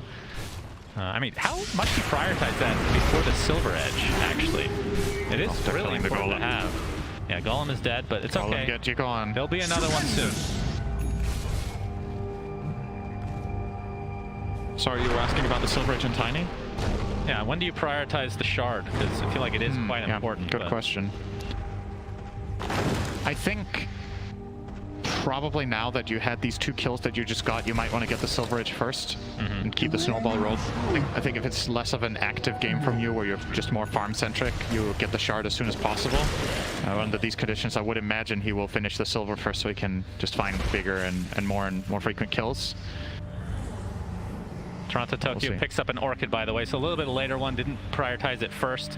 Obviously, we talked about the Yules on Toronto, or on Nisha, and the BKB. Yeah, he has to go for the backline. It's got to be like an Elder Titan or something. He kind of has to Orchid Shadow Demon or the save comes out, right? But Puppey does have a Ghost Scepter, so he can't solo kill him anyway, and Sven can't kill him either. If Puppey is quick on the Ghost, he can counterplay a lot of the stuff that Team Spirit offer up here from their team fight, except the Skewer, of course, which will get him killed. So they can Orchid Skewer him. That's a lot of stuff to use just to set up for the 5, though. And any other target can potentially be saved or at least delayed by Puppey. Storm can't solo kill Lina with the Orchid anymore as Nisha got the BKB. Obviously been playing from ahead against the Storm the whole game. And if Storm wants to solo kill Lina, you need to get that Orchid before that BKB timing. But Secret are effectively conceding Roche at this point by playing the bottom half. And Spirit will say thank you very much. Get an Aegis on their Storm. Yep, very important. Probably the best hero in the entire game to get the Aegis, but it is a hero that has not that much net worth, so it is a bit of a trade-off actually this game, I'm surprised to say, just because the net worth on Yataro is crazy high right now. Matu cleans up the wave. He did get the shard first. So okay, so has the shard in tow, so the tree is going nowhere unless he wants it to go somewhere, Cinderin. Yep. There's Nisha working on the Shadow Blade now, so from Secret's perspective, is it just, I was going to ask if they're going to wait out the Aegis, but it looks like Matu wants to at least get some, I was going to say chip damage, but not with Tiny. Fortifications pop and Poshka's in the area, has his curse available. Needs to find a target next to Tiny so that Matu kills a teammate. Friendly fire is definitely a thing. Oh, they're going to effectively get a deny out of that. I don't think Spirit are too happy with this. They TP'd down multiple heroes and they didn't even get to mount the defense that they were trying to set up. And they will now have to just back off and go top. So at the very least, the deny, probably a little bit of a little thing going their way. Not too great, but Axe online. We have the Wolf Bite ability in the game. Oh boy. So Matu. Did PSG LGD have Elder Titan in that game yesterday? I don't think they did. I think they were against it, right? Yeah, I'm not sure. So expect if Elder Titan is also in the play together with Lycan Tiny, that the Tiny will ignore all the armor too, effectively dealing pure damage as a wolf with a tree. This is the most... I mean, if you told me about this hybrid a few years ago, Cinder, I wouldn't have believed you. There we go. Matu is now a rock wolf hybrid with a tree that you can't see right now, but it's there. It's not his tail. That's a tail and a tree somewhere, Cinderin. Yep. Hidden. Not sure where he... In the depths of his bowels, probably. He has a very big mouth. Probably coming out of his mouth, yeah. That's what I would imagine, at least. Lore-wise, it makes a lot of sense, you know? I don't know what's so funny about this act. It's just, it never gets old, I feel like. Gonna TP bot. Looks like Secret will still want to make another move here. So they didn't really accomplish much with that first shapeshift or the first wolf fight. It's up again in 40 seconds, but at the very least for Secret, Team Spirit aren't really progressing on the map. They still haven't taken the mid-tier one. 25 minutes in, they're not really opening up that much. So the obvious play for them is to go top, which is now being marked by Yotaro. He wants to go there. Has to be really careful though with the flank angles that Secret's lineup can find in that area. Secret do have a pre-placed obs that is expiring in 10. Might want to get a new one up there for... When you lose that safe lane tower, getting a ward somewhere around your outpost can have really high impact because the enemy team will often play up there. Sometimes you can find some like cute spots that are less likely to be dewarded, and that could lead to something big here. But Secret have lost the area entirely, and now that means you just concede this tower. We'll be going the way of Toronto, Tokyo. Aegis for another minute and 40. Yeah, and they're trying to just want to wait for that. They only have one tower to the name, like you're saying. So this Aegis, it feels like more of a denial at this stage. You only basically get a tier 2. I mean, a tier 1 is still up for Team Secret. So you can see Matu picked up a Blink Dagger. Not sure if Spirit has seen this yet, but you have a double damage now with Shapeshift, and it could be a Blink reveal for Matu. I saw this yesterday. I think we've seen this many times. It did a lot of damage. All right, here comes the Wolf Rock. Matu has his BKB ready to go, pops that Shadow Blade. But Team Spirit, they know. But does Mira know? Is he? No, he's dead. Oh my, he dies in midair. The double damage. That is actually pretty close to Little Red Riding Hood there. That was a Dark Willow. I'll take that. Oh my god, Poshka gets off the Winter Skirt, but it's not going to last that long because he's all alone. Matu, oh, he throws the tree and destroys him. Cold Embrace, saving Collapse for now, but you have to think that he will die here. Gets tossed up into the air. Matu pops the BKB, but a lot of damage coming from Intaro. The Godstrike's actually ripping through this rock. He's going to get the kill. Nisha looks next on the target. He gets inside the trees. Night vision from Toronto, Tokyo. Double kill for Yotaro. Collapse is still somehow alive here. Puppy getting some cover thanks to the Echo Stomp, but triple kill for Yotaro. He's just bringing everyone down to their knees. Out of nowhere, Yotaro. I mean, he's been top net worth for a while, Cinderin, and it's really showing in that fight. Such a heads-up play there from Poshka to not die, right? They kind of got a little bit desperate with the dive. Matumba thought he could kill him no problem, but the 2 swings he got in were not critical strikes. And Poshka got to reset out, dodge the tree throw as well. You're going to see the replay here. So the 2 swings come in here. Curse. None of them crits. Now he wants to throw the tree that gets blinked. And this is where Matsu probably just gets out, right? But Nisha has committed in from the back, so they feel a little bit forced to go. Great Cold Embrace. And the damage just isn't enough there onto Collapse. And then Yotaro just goes in cleanup crew, no problem. Getting another kill to his name here onto Yapzor. That was past the tier 2 towers, and the tier 1 was still remaining until just now. His gem is on the deck. Yeah, crucial hold for Spirit there. Could question the dive from Nisha. It's easy to say from our perspective. It looked like they were just going to kill Wyvern on the spot and get more. And he's already in there. Can't really get out with his item build on Lina. He has to go try to BKB TP, but you're still playing against RP, so unlikely to work. Yotaro now has a Satanic. So, Blink, BKB, Echo Saber, Silver Edge, Satanic. Going for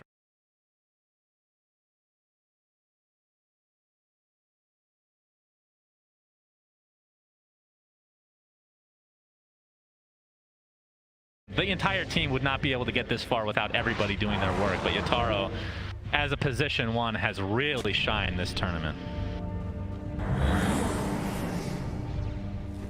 And Nisha and company looking to find their way back in this game. Still pretty even, I would say. 29 minutes in, 3K net worth lead for Spirit.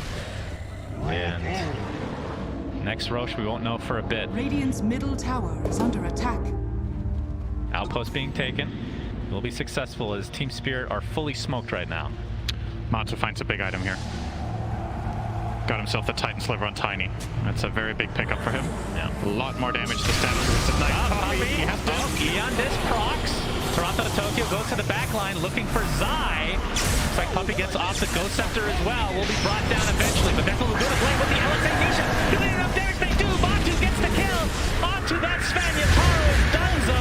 Earth Splitter comes out, not doing too much though. Collapse, attempting to get out, but Matu's right clicks are just too much to withstand. Toronto Tokyo creating enough space there.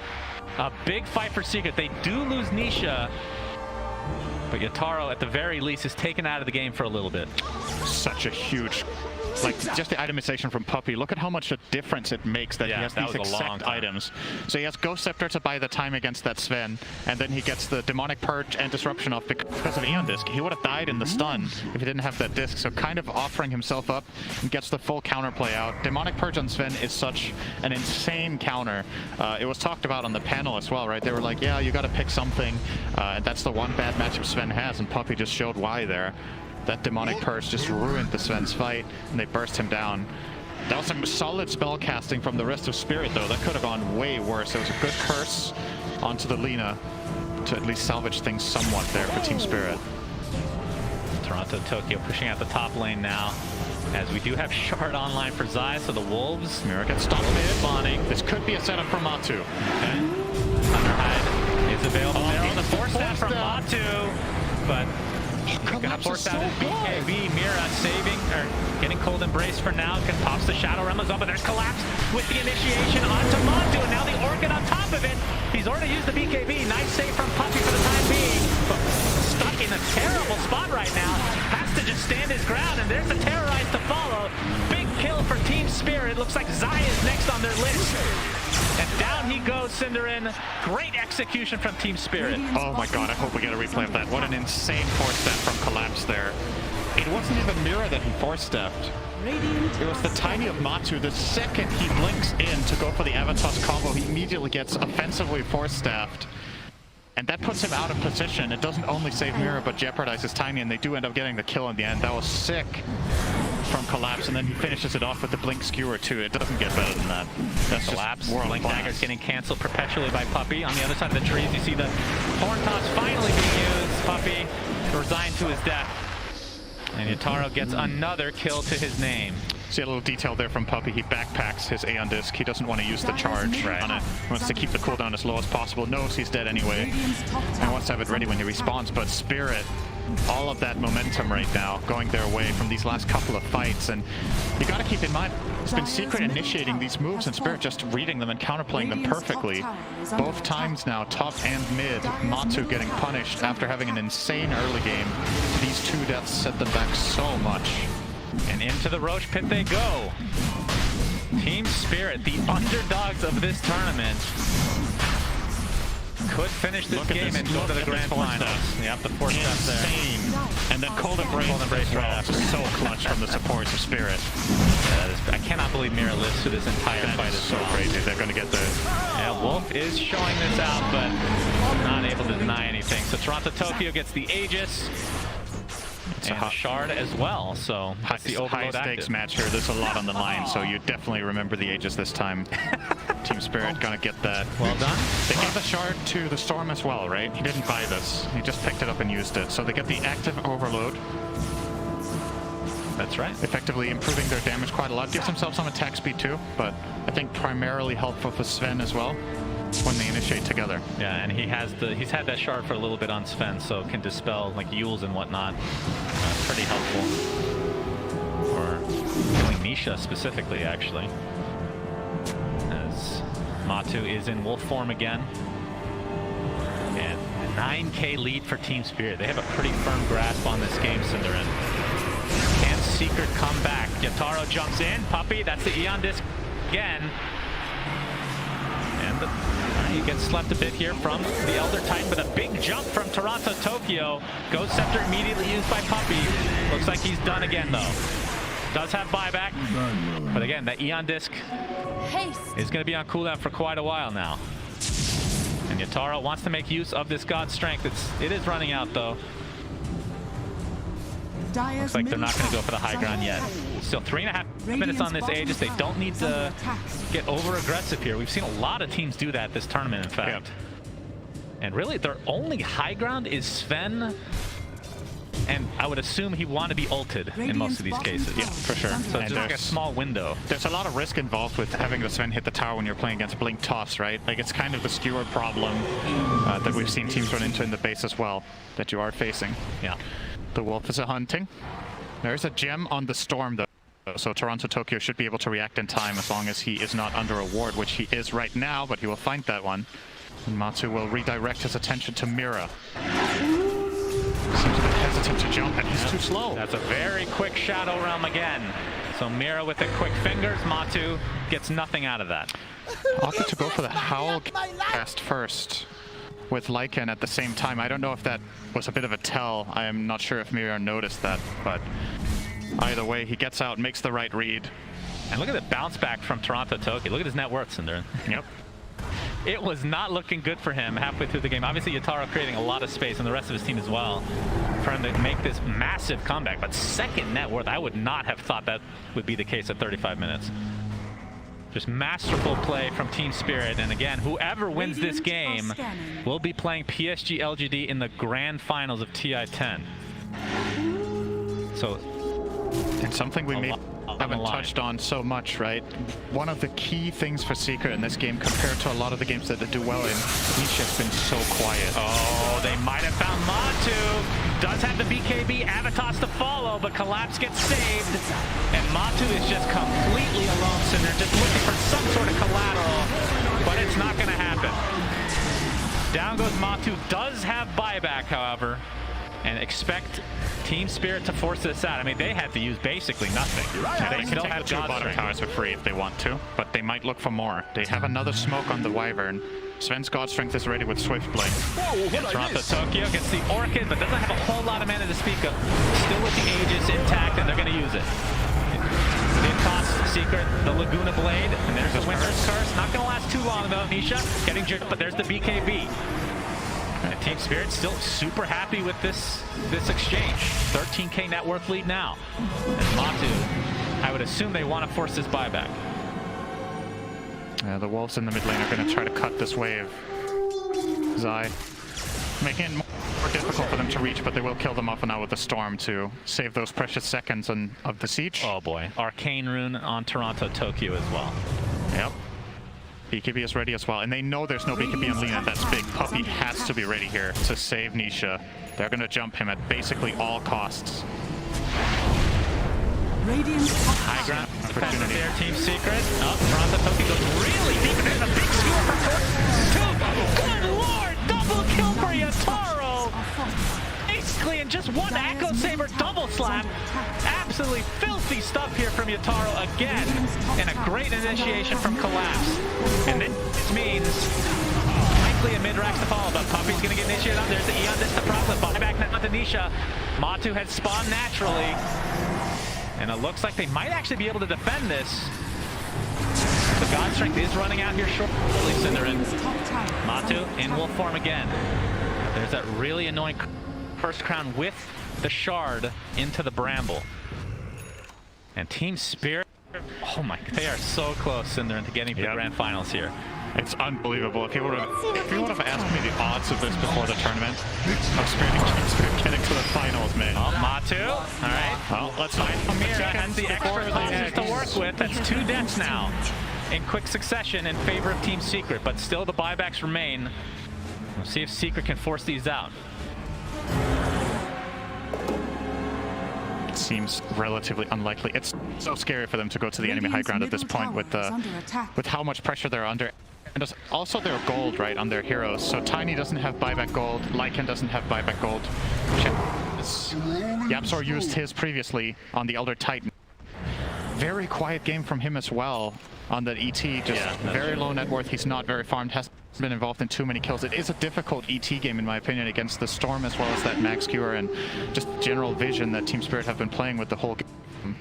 But really, both Yapzor and Nisha just not having the games that they're used to, and is what's made this so hard. Yeah, Monster's been caught off a couple of times and made some mistakes. These other two players just haven't found their footing in the game, largely. I mean, look at the net worth. Yapzor is literal bottom by a long shot. That is so uncharacteristic. That I literally cannot remember that ever happening. It's very rare, and it's also, if you think about the way Secret prioritize these heroes, I think having all the gold on Puppey has been massively impactful. I think his net worth has been put to really good use, but in some of these strategies we've seen from PSG LGD where they play a 4 Elder Titan, he ends up having an Aghanims, and he just becomes a 4th core. That's just not the case for Yapzor here. He doesn't ever have the opportunity to really go in and get much done. Maybe he doesn't feel like it was an option anyway because of the hero matchups. Like maybe he just thinks it's too hard against Wyvern, Sven, and Meg to ever do it. Puppey has definitely survived through a lot of this, but Yataro now has a nullifier, so you can dispel Eon Disc. Puppey is going to get the destruction off. It's stuck inside the bramble. Pops the ghost sector preemptively, but he's going to die shortly after. Great curse. Yep, the huge curse onto 3 heroes as Team Secret gets RP from Colette. And the right clicks are there from Yataro. Triple kill for him. Make it an ultra kill. Will he get another rampage at TI-10? Absolutely. Yataro does it again, Cinderin. Holy Jesus! Yataro and company right at the edge now of going to the TI-10 Grand Final. Secret have 0 buybacks. If they just get a wave into the base and go for towers, it's over. They could finish, maybe even before Lycan responds. Oh, they're definitely going to go for this. 100%. And they're going to call GG. The underdog story is still alive. Team Spirit move on to the Grand Finals. What a performance. Team Spirit, man. It's hard not to be rooting for them right now because they have been the underdogs for so long. Even in just their region, it's been VP the entire year that we've been talking about. But Team Spirit showing up big time now. And again, the storyline, it just feels like it's such a repeat story of TI-6 and TI-8 with DC and...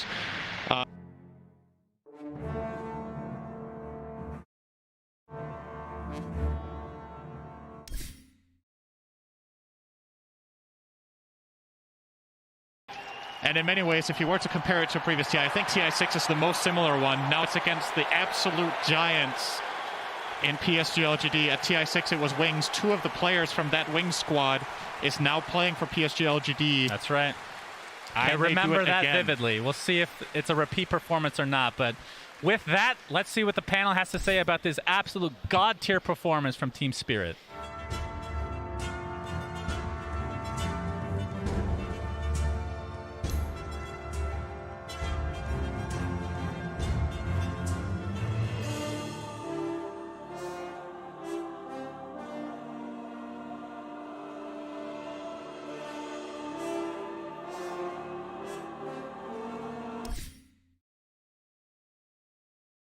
It's an unbelievable performance by such a young squad. Like this storyline, them coming into this tournament by being, you know, everyone was saying this is the second best team coming up from the Eastern Europe. Then they knock out the Virtus Pro. Now they knock out the Team Secret. Suddenly they're going to be in the grand finals. I don't know. The Dota is such a weird game where there's so many Cinderella stories that happen throughout the history.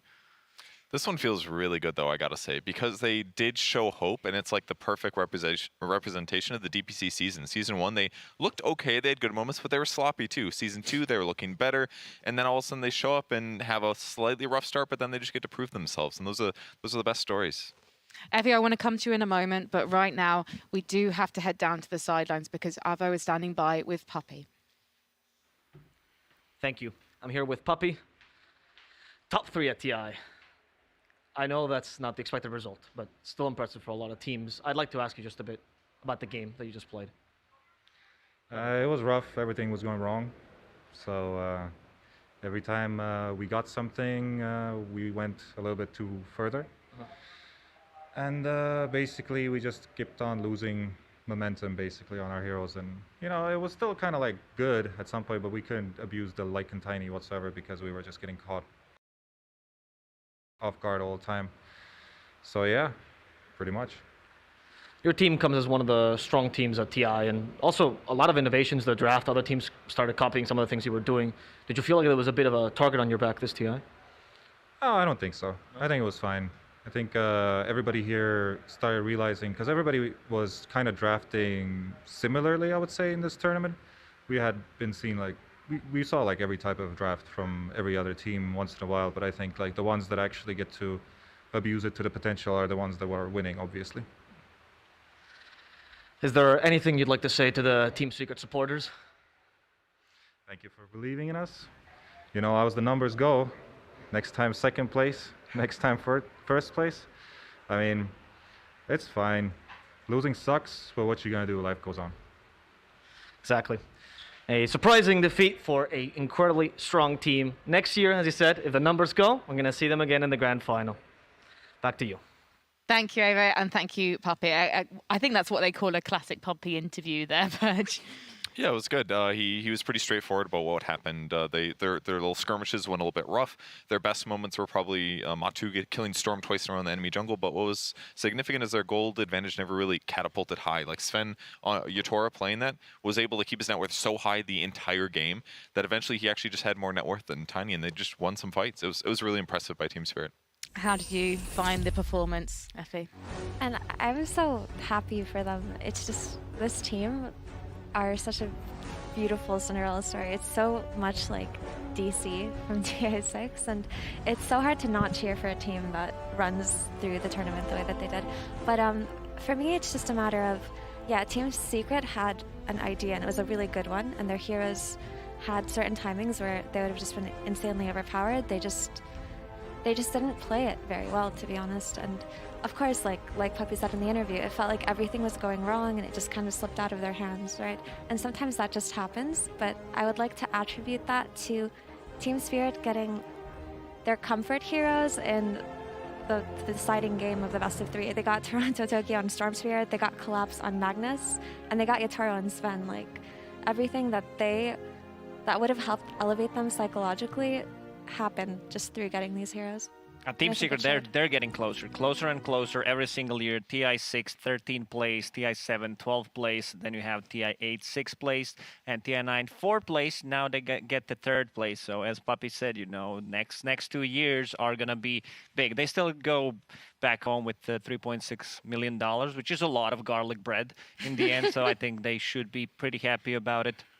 I mean, it also speaks volumes about Spirit's communication in game as well, because as Puppy was saying, they basically overextended at times and it cost them things. They got maybe overconfident and they were trying to get the most out of the Tiny Lycan. Basically, the Wolf Tiny, that there was one moment where Marty, he got the kill with the double damage onto Mira and then went to the top lane. I know that's not the technical term for it. It would be his off lane, and tried to target Miposhka as well. And then Spirit had already made the call. They'd already made the call to basically come in and rescue their position 5. And I think that maybe that's the key really for Secret success. It's that foresight and the way that they communicate that. Yeah, I think that was the crucial teamfight moment. And when he said, oh, we went a little too hard, you do that when you have a DD, because you're like, I have this little window. We just got eggs. Their timing was incredible right there, but they had great tools for it. Like the 3rd skill on Winter Wyvern, it just stops all physical damage. It doesn't matter how much damage Tiny had. It could have been infinite, but for 4 seconds, he's sitting there waiting for Collapse to come out of the cold embrace. He dodged the initial burst himself, and buying time like that and getting them to... I was very surprised Sven was able to kill the Tiny even. So that turnaround was really big, because then Sven's accelerating net worth, Tiny stops moving for a bit, and that just kind of kept going for the rest of the game. Well, so Action Slacks is standing by with a TI10 finalist. So let's see what they have to say. Ladies and gentlemen, I am here with Miposhka, the team captain of Team Spirit. Hello. You're here. This is it. You're on your way to the grand finals. Just tell me how you feel out of the booth, man. To be honest, I guess I actually don't understand really what's going on right now, and I'm not even thinking like about our place, and I guess I just don't really understand exactly what's happening right now. So right now my feelings is like, oh, fine, we're gonna play again today against LGD. So I'm thinking about next game. Well, that's a very good headspace to be in. Let's just talk about your journey that you got here. I'd like to remind you of a few things. Fnatic, OG, VP, IG, Secret. These are teams that are the greatest of all time in Dota 2. These are teams that have rocked the scene for a decade. You guys just took them out. You're an open qualifier team. You went to best of 5 in your open qualifiers. I mean, you lost all your games in groups until you started winning them. Not almost. We lost only against... in the first 2 days, or first day, right? Yeah, we lost 6 games against Vici, LGD, and Secret. Right. Against good opponents, but we won other games. Of course you did. Well, obviously. But this... Oh, we lost against favorites. Remember. But with all of that, you turned it around. And you have defeated the greatest of all time in the land of Dota. What was that like to start off with that hard road and then just do this? Can you repeat, please? Yeah. How did you turn it around? I don't know. Like actually, when we came here, we practiced a lot. We played a lot of clan wars, and our warm days was really hard. So we know that we also won a lot of clan wars when we played against teams which are here. So we know that we are not that bad. And we have some ideas and we have potential. So we know that we will show how good we are.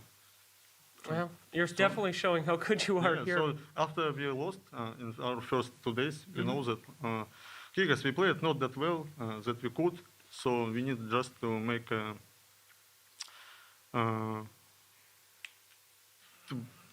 I forgot word. make как это? Исправить. Make adjustments? Исправить ошибки. To fix our mistakes? Yes. We understand that we just need to fix our mistakes. Yes. We know mistakes, and we just start to fix it, and we just keep playing. Just keep trying to make preparation for every opponent, and that's it. It certainly worked. Well, this is an incredible moment for you. I mean, you'll think about probably for the rest of your life. Yes. Before, now, and then a few hours from now. Is there any message that you'd like to give to your teams as your team as the team captain, or any message that you'd like to give to maybe even yourself in the future in a few hours? I don't really know what to say. Anything to congratulate your team or your fans that are watching, just to say, here we are. I would say that I love my team, every teammate. They are really good guys. And maybe others don't think so, because they usually play against them in public games or anything like this. But they're really cool guys, and I really like to play with them. Also, I would say thank you for every fan, for your support. So now we are in grand final. I guess nobody can believe in this, but we're here, and we will show that LGD is not that monster how others thinking. Well, absolutely. I hope. Yeah, me too, my friend. Well, there's no better place to slay a monster than this close to Transylvania and in Romania. So, my friend, congratulations. Best of luck to you in the finals. It will be a hell of a match no matter what happens. And that is Miposhka. We'll send it back to you guys on the panel.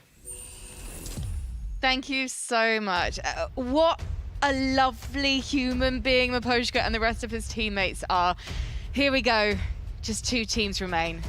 LGD and Team Spirit. We're going to see them in the grand final later today. It's going to be a best of 5. Spirit will be looking to carry the momentum forward. But before then, we are going to have the match to end all matches. The games that will decide whether a team of Russians who have all been to TI before can conquer some of the greatest minds and voices and personalities from the Dota 2 community. This is the culmination of the All-Stars final that we got the pleasure of witnessing yesterday, where Team Dragon was basically beaten by, you know what, I can't say their names. I'm still too upset about it. They call themselves Team Borscht, but they're actually known as Thunderhide. That's it. Yep. See, I can't say the names. I can't look at them. No, I can. I can look at them all day. Look at this, so cute. Don't be so cute. But at the same time, who are Team Gollum on the left? Well, you're about to find out. You're going to find out the hard way. Team Thunderhide. Do you know some of these faces in Team Gollum, Lacoste? I do. I quite frequently play against Wagamama and his stack because we're unranked grinders. You know, there has been developing unranked meta where it's like very high skilled and you just enjoy Dota with no stress with your friends. Also, you know, our ex-colleagues, Merlini, Blintz, we have also Sheepo, and who did I mix? Excalibur. Yeah, Excalibur's like 14k MMR or whatever. I might be exaggerating, but he should be around like 11 because he's extremely skilled. Sheepstick is technically our colleague as well because she appeared on the draft panel earlier this week. You are correct. That's true.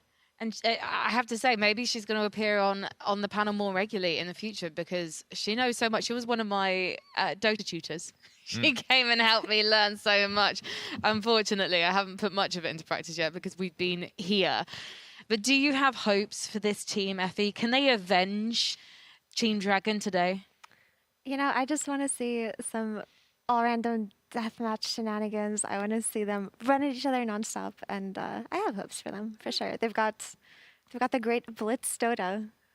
Yes, who Purge is intimately acquainted with. Yeah, he's a big tryhard. When I was getting ready to leave for the event, I was like, weird. I see Blitz online every day playing ranked. What could this be for? He's been practicing, guys, for this moment. But what Effie was also hinting at, Purge, is the fact that you used to be on Team Zephyr with Blitz back in 2014, 2015? 2014 is correct, yes. And you the good old days. You peaked with this epic battle in South Korea. Oh, yeah. I was the highest win rate pro for a good, 6 months there. Yeah, it was better than PPD, Puppy, trash compared to me that year.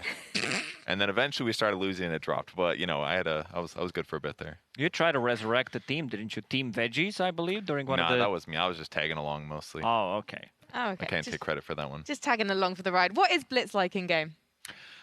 He is pretty serious. He gets a little high stress. Like he sometimes has, he gets nervous sometimes. But he tries really hard. Puts a lot of emotion into it. Yeah, he's a good player. And that's not what we want to see, Purge. What do you want me to say? That he yells and he gets angry, but hype. Well, he does get hype. He definitely gets hype in game. Is that what you want? Oh my goodness! Look, Sheepo, she's actually got a plan. Do you think that Blitz has given her that? Because Blitz is currently the coach of Team Liquid, which means he's Insania's boss. So in some ways, it could have been really awkward if Team Dragon had won yesterday, because it would be Insania versus Blitz. Look at the difference. The left, they seem like they've organized something. They've got notes. They've got notes. They're chatting. They've been smoking cigarettes for 20 minutes in that room. And look at Quas. He can't even fit the badge in his pocket. Like, he's struggling. They're just standing there like, when are we going to get on there? I have to give props, though, to Team Thunderhide, because they've just been in the tent next door to us, commentating the games and doing panel like we're doing right now on that lower bracket final. So they've just witnessed Team Spirit, the hope of Eastern Europe, go through to the grand finals, and now they've had to run over and do their bit for the cause as well. They're probably hyped up on that win, though, so they're probably pretty excited. I got to say their morale's got to be high right now. That could really make a big difference if they continue randoming heroes that they're a little bit sloppy with. I was talking to Dendy in the morning, and yeah, he says that this is a huge upgrade to the roster that we had yesterday. And that he's really afraid of playing into Excalibur. And as he said, as you said, Blitz, he's a tryhard. He's really afraid. So I think the strategy that maybe should have been executed by literally anybody in the show match yesterday, maybe we'll see it today. You get some good farming hero, and you just need a good 10 minutes. Like BSJ got that axe mid. He stacked his medium camps, and they just died mid. It's like, well, if he had a good 10 minutes, you can get a quick Ags, maybe a fast Midas that can propel you forward. You got to be a little bit try, not too try. Don't buy a Dagon, but Effie, would you recommend, apart from buying a Dagon, because I know you would you recommend just dying if you get a hero you don't like? Or is that going to put you at a distinct disadvantage in this particular type of game mode? I mean, you don't want to give away deaths, but just have fun. This is what this is for. Purge is talking It's about not- stacking camps and not about farming for 10 minutes. That's not what we want to see. We want to see just a deathmatch, bloody battles. You just need a casual 10 minutes of farming to get like a quick level 10. That Yeah. way, anytime you respawn, you got your talent, you got like some items, and then you run at them. That's all. Just a little. Believe me, I don't want them to See, farm all game. if Purge had played it, it would have been the most boring thing in the world. I'll call it. If streamers get Templar Assassin on Wagamama, they win 100%. I love that F is just like, no, we want to see actual action, and Purge is like, no, this is like a coaching session. I want to see patience, farming, and not have any fun. But you know who's going to have fun? Slacks and Sumi. Ladies and gentlemen, welcome to part 2 of the TI-10 All-Star Match! I'm Sir Action Slacks here for you, and with my lovely and wonderful co-host, Sumi! Hello, everyone. Hello. It's just me. The stadium's empty, so continue. All right, Jake, so what do we have today? We have 2 teams fighting for the ultimate title. Oh, that is right, Sumi. This is what people have fought for in All-Star Match forever, for so long. We have it up there, replacing the Aegis of Immortality, in fact, the Cheese. They fight for the cheese! You know, a lot of people in Dota think that only the Aegis matters, but the cheese also matters, and that is what our community team and our Russian talent team will be fighting for today. Yeah, you'd think so, but ironically at this event, many have not really cared about the Aegis. But no, that's okay though, they've left it several times. At any rate though, the All-Star Match separates the strong from the weak. Yesterday, we saw Team Thunderhide, the Russian broadcast team, absolutely decimate those that I shall not name because they mean nothing now. And now they're up against even harder opponents. Yes, they are. They will be fighting against Team Golem, the roster of which we have kept a secret pretty much the whole time. Kinda. What do you mean kinda? Oh wait, until now. Until the panel. Until the panel. But anyway, so tell me a little bit about what to expect with this mode, because we've been seeing a lot of Captain's Draft. Yes. But what are we doing here? Ladies and gentlemen, welcome once again to All Random Deathmatch. If you don't know what that mode is, well, let me tell you. You start off with a random hero. Every single time that you die in your game, you respawn as a random hero. You keep your spells, you keep your items, but you keep only that. Your pride most likely will take a massive hit. At any rate, you will continue going through this until all of your lives are depleted, and at that point, you may not respawn again, and the game ends. Every team has 40 lives. Oh. Every respawn subtracts a life. And once you get down to 0 lives, it basically becomes permadeath for your team. It's a lot of math, Sumi. Too much math for me. Hero die good, ancient die good, hero die for you bad. All right, Jake. Well, it seems like our teams they are both ready to come out. So let's bring out first Team Golem.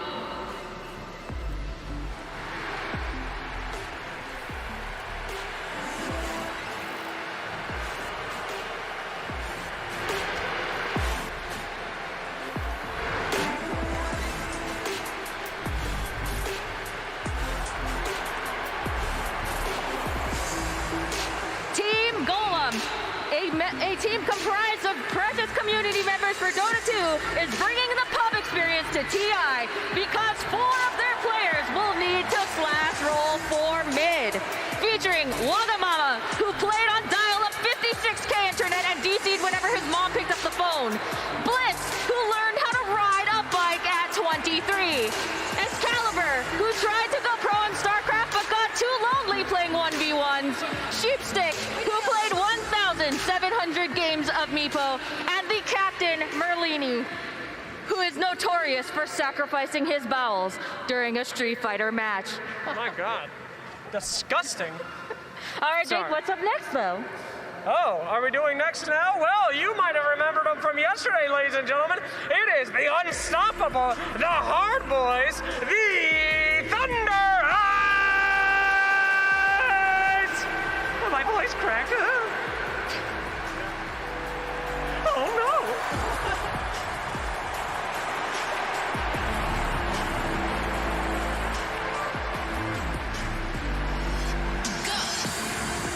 That's right, my friends. We've got Havost, Dendy, Resolution, Smile, and Solo. These guys had absolutely zero mercy for the boys that came out last night. And now they seem to have no mercy for the folks that are coming out here today.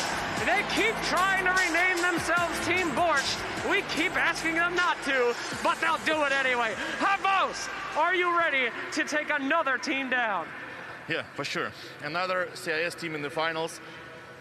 We represent the same. God damn, hell yeah. Dendy, you are representing yet again your region, your skill, your people. Any thoughts on this match? No mercy. Ooh, I feel it. Resolution, you always say something nice. Would you like to say something not nice this time? You don't have to, it's okay. I think we come to this match as the favorites, obviously. I mean, look at them. Like, this is not going to be a game. Wow. Super easy. That was surprisingly brutal. Thank you very much. How we feeling for the game, boys? I have no idea how to play Dota, but we'll eat them. They got no chance. Okay, seem confident yet again. Team Thunderhide getting ready to roll with this. And now we have a quick interview with our very own Team Golem. Sheepstick, tell me, you saw your friends get a little bit obliterated yesterday. How will you do things differently to secure the win? I mean, we've been playing competitive ARDM for 17 years now as a team, so I think we're, a little bit better than those, washed up players. So I think we got it. Washed up players. They called you washed up players. Oh my goodness. We're on a roll here. All right. Do you have anything that you want to say to Team Thunderhide? Hi Roman. Hi Dendy. Hi everybody. They waved back to you. All right. What hero do you want the least and why? Techies, because I lose my soul. Techies, because you lose your soul. All right. How did you prepare for this match, sir? Trying to pump my team up. I'm the most experienced here. I've filled the most pre-TIs, pre-grand final panels here. So we're ready. Thank you. He prepared the panel by being ready. All right, the final question, and perhaps the most important question of this entire interview. Are you aware that your comms will be live on stream during the entire match? No, no one told me. No. Well, you know now. Gentlemen, ladies, everyone, we are about ready to start this match. Teams, please head over to your pod. It's a beautiful tradition once again, sending these poor people to the slaughter for our entertainment. It's what we're all about here in Dota 2. Jake, you have to put a more positive spin on it. Give me a positive spin on what we're about to see. Ice Frog literally nerfed every hero I love into oblivion. Techies will never be picked here. Omni Knight had one game and he lost. I don't have to be positive about anything. I'm extremely upset for the last year and a half. All right, thank you very much, Jake, who is the biggest Windrunner fan. Thank you very much for all of your time. Thank you. Are you cutting me out? I'm still... You can't do it alone. I'm still here. Continue. All right, Jake. So, we talked about this a little bit yesterday, but for the people who may not have been here yesterday, let's talk a little bit about the meta. Oh. So, yesterday you told me, and we saw, that both Team Thunderhide and Team Dragon built, I think they built like 10 Dagons. That's right. That is right. It was mostly Team Thunderhide. These guys know all random deathmatch. I told you, don't itemize like a normie. You're not going to have the same hero over and over again. You need Dagons. You need Blinks. Somebody but a Veil? A Veil? Banana Slam Jana? They can't hear you, Jake. They can't hear you. Moron! You don't buy a Veil. What if you get Anti-Mage, all right? You got to pick items that will transfer to hero to hero to hero.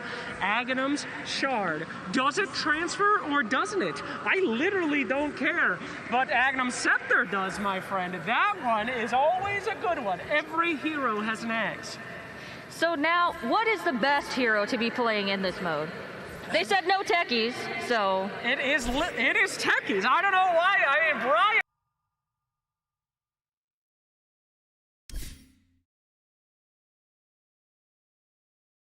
The greatest meepo players of all time.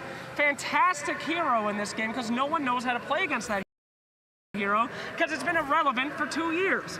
Things like that pop up that you can use your Dagon meepo to win the game. Now, Sumi, keep with me here. All right. That's the power.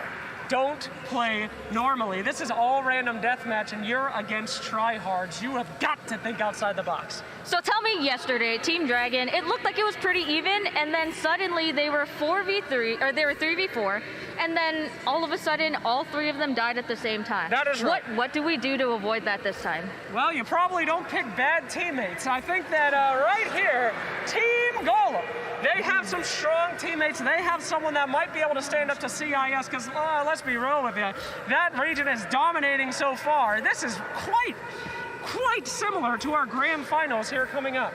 But Jake, the Eastern Europe region, they have ex-pros. Yes. I'm sorry if I confused you. Golem has literally no chance of winning. I'm not trying to make this weird or anything. Blitz is on the team. I won't lie to you, I asked Blitz to play 1 game with me to raise my MMR to boost me, and he lost 8 in a row, and then asked Fog to fix him. I mean, the guy has no clue what's going on. He's Liquid's coach, for God's sakes. Oh my gosh, I hope Team Liquid is not watching this. Jake, you are putting everyone blast tonight. There are no blasts here in Dota. This is actually very non-toxic behavior. I disagree. I very much disagree. All right, let's say some positives, okay? Yes. Wagga Magaga, this guy, don't mess around. Drops items all the time, picks them up before someone can steal them. He ain't pulling no swindles. These guys play a lot of Dota, they play a lot of streamings. I mean, they have basically no lives. You can go on any kind of platform at any day and see one of these guys doing something Dota related. The only one that has a life is Merlini, and somehow we still got him back. So, I mean, it's a sickness, and that sickness will lead them to glory. All right, well, they have people that apparently have no lives. I'm so sorry to the team that will probably be watching the VODs later.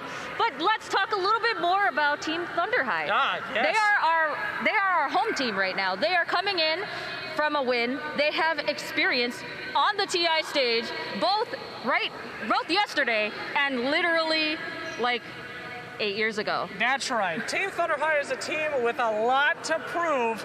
Not that much to lose, though, because they have lost many times in recent memory. Much to prove, though. They do not want to lose against these guys. Is there any bigger shame than losing to Blitz Dota? I'm not sure that there possibly could be. So, they're going to try hard, as we saw yesterday.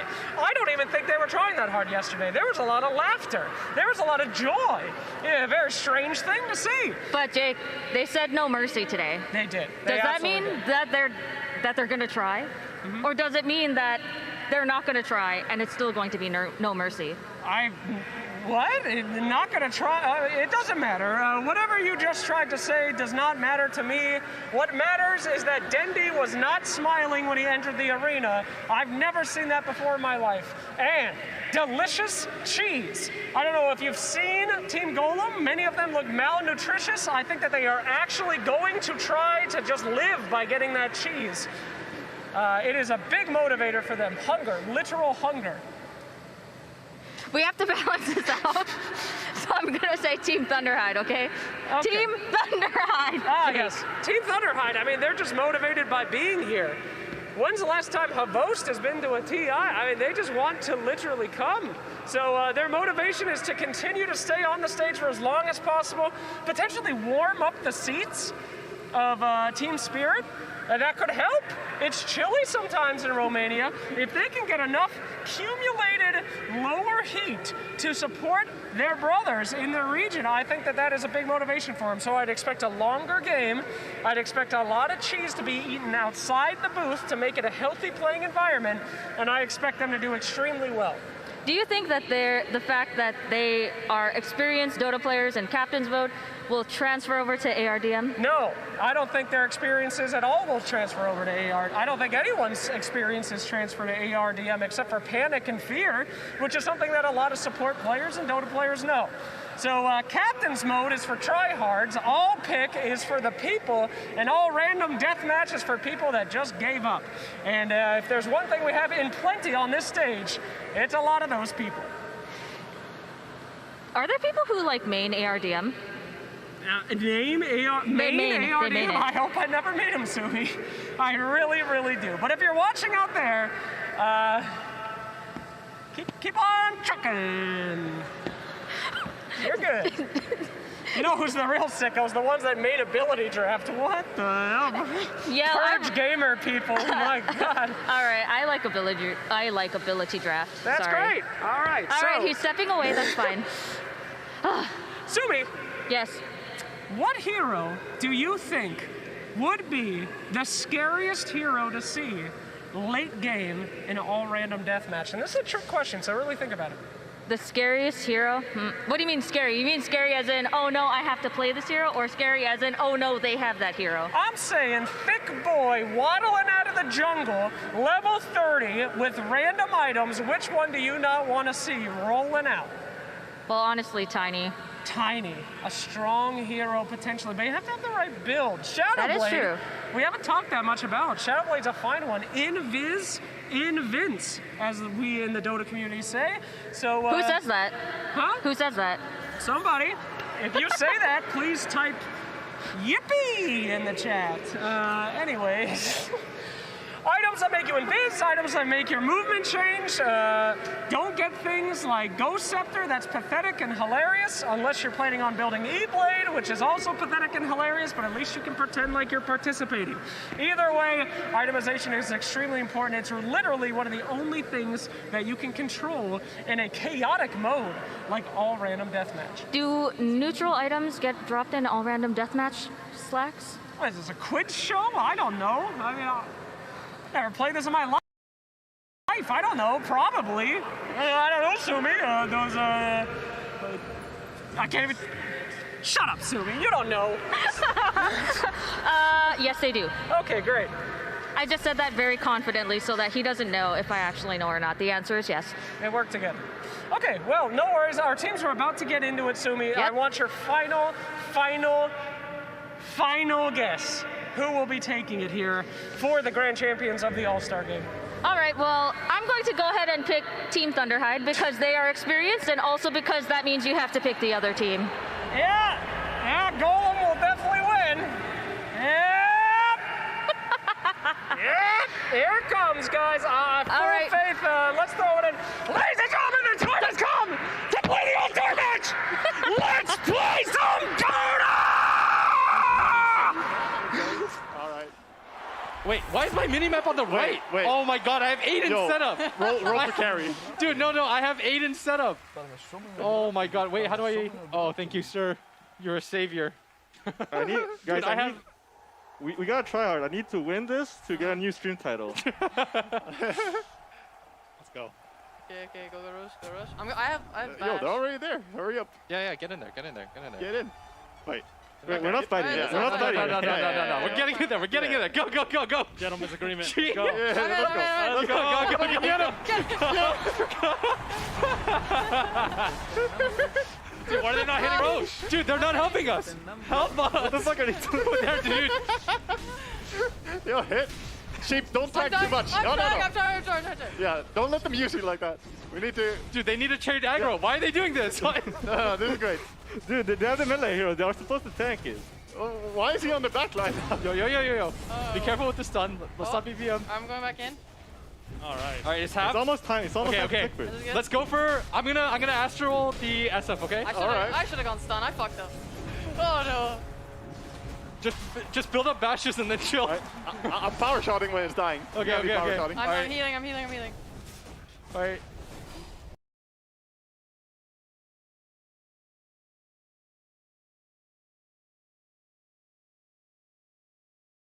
Three, 2, go! Go! Fuck, that's so much faster! Kill them! Stick! Stick. Yeah, get wrestled. I have one more bash. Bam. He has Aegis? Kill him. They got Aegis? Kill him again. Body block him if you need. I have the bash. I'm TPing bottom. I stun. Get in front. Alright, I'm body blocking. Oh. I don't have any more bash. Hitting. I don't have any more bash. It's fine. Yeah. Do you have a power shot? I'm giving vision. Oh. That was pathetic. That was pathetic. I thought it was gonna juke. He just kept running. That wasn't even a juke. He just walked in a straight Yeah, that's what I line. mean. Dude, He come didn't on. juke. He didn't juke. That's the juke. These players are washed. Do not think they're gonna juke. Yeah. All right. Dude, I have all of Aiden's hotkeys. Yo, help me. I'm going top. You and me, Merlini. All right, is. Oh, what the hell? Are you farming? He just didn't come to Yeah, I'll play. farm. Okay. I'm so Sell out. What are you talking about? This is my favorite caster voice line by far. Yo, help me, help me, help me. I'm trying, man. Run. Keep fighting him, keep fighting him, keep fighting him. Okay. Keep fighting him, keep fighting him. I have no regen. I spent it all on salve. That's because you're selfless. Yeah. You have to be a bigger piece of shit. I'm sorry, man. Uh-oh. Yo, help me. Oh, you're dead, you're dead. Well, you're why dead. would you say help me? Like, that was I just actually just got baited in by you. Nah. We needed a new hero anyways. What the? Just reroll. I'm CK. That's kind of lit. My hotkeys were wrong. Oh my god, Aiden sabotaged me with his Is he gonna fish everything. again? Oh, watch out. Damn. I stole it. Fuck. You have Sam? Oh, I can stab it. Just Sam. There you go. I fucked mine up. It's fine, I got one. I thought he has. Yo, wait. Yo, there's that fucking wisp mid. What the fuck's going on? Did you not have TP sheep? I kind of want to I reroll my hero. used it. I came back to lane after Roche. Oh my god, I griefed you. You griefed my game. I'll take that. That's okay. All these range. Yo, leave. Yo, leave. there's mid. Oh my god. TP's mid. I don't have one. I need TP on your own I'm kid. TPing. Are you okay?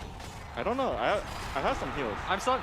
Stay Nice. alive. Turn. Not sure about turning, but Steve. I'm farming. Steve. I'm dying, dude. It's okay. Oh, I got Arc Warden. They're all stunned. That's You got Arc? Arc early. Yo, I have stun. Everybody. Ravage. Where's my team? I'm really enjoying hitting creeps right now. I don't know. Where's my team? I don't know. I'm Ogre. I'm keeping our side basically. I'm gonna clean up this, dude. Steve, if you just want to nerd it and just AFK farm, I'm 100% okay with that. Arc Warden is actually really strong early game. I got this, guys. Like, this is a strong hero. Nice. Come on. Getting your What the fuck's he Grandmaster. doing? Dude, how did you get your Grandmaster and your Master Tier hero first and second? Did you talk to someone? Nice, guys. I'm coming mid. I got the Ember, dude. I got the Ember. I'm doing recovery laning. I'll rotate soon. I'm coming, Steve. Yeah. You getting bottom, Calvin? No, I'm not. I can't afford it. Don't wait. Do you want a salve? Yeah. I don't have one, so. I'll buy you one. I actually bought myself. It's all good. Oh, I have to pull for myself because my force is so useful. Yo, Steve, help me. Oh shit. Steve, help me. I'm on I'm the tower, dude. juking. Yeah, I'm coming, dude. I'm baiting. Stun in one. Churn.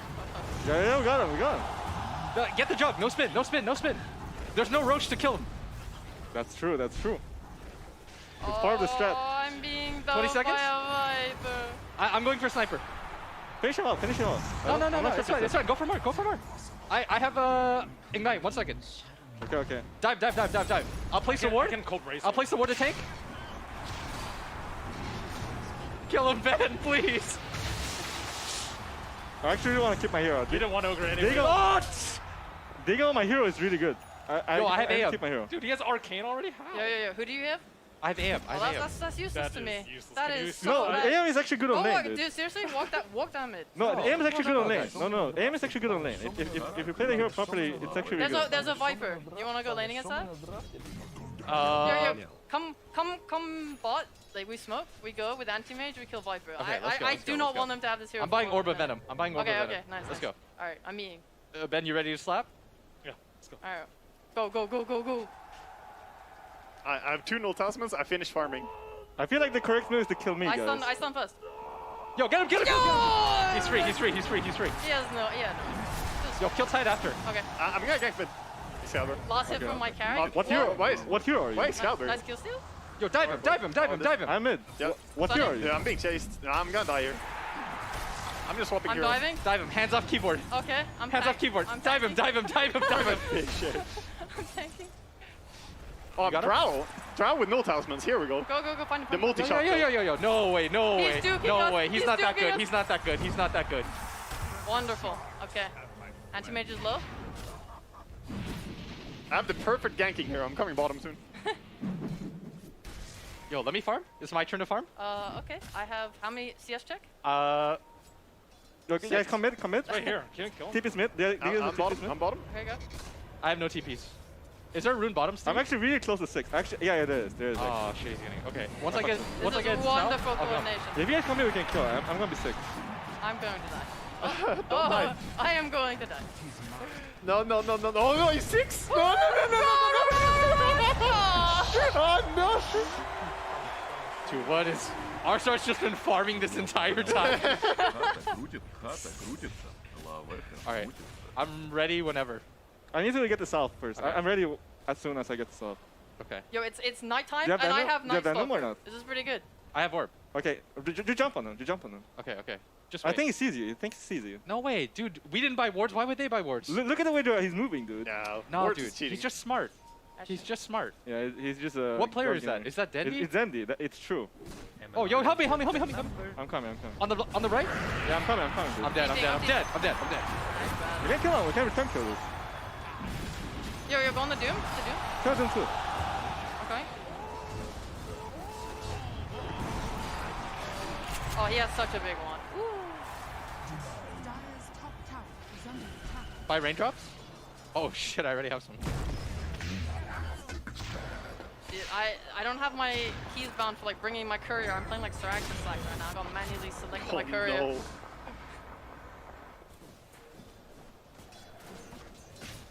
Radiant's bottom Steve, don't worry. We'll take the blame for you.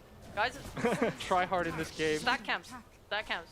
Stack camp. We're Stack actually camps, stack stacking camps, camps. stack camps. Stack camps What are the- Steve. Stack camps are Steve. What is this? Pile all onto Steve. Oh no. I need Wonderful. help team. Yo, I'm coming. Run to me. We're running, I'm Run to me. running, I can't really run, dude. Run to me. I'm Ench? Oh, that can work. Yo, this is the hero. Sadly, you have died and I have to inherit your farm. Yeah. Can we kill bottom? I can TP mid. Yeah. Like, TP Lycan's bottom. on Look at their 6, play. Look at their what they're doing.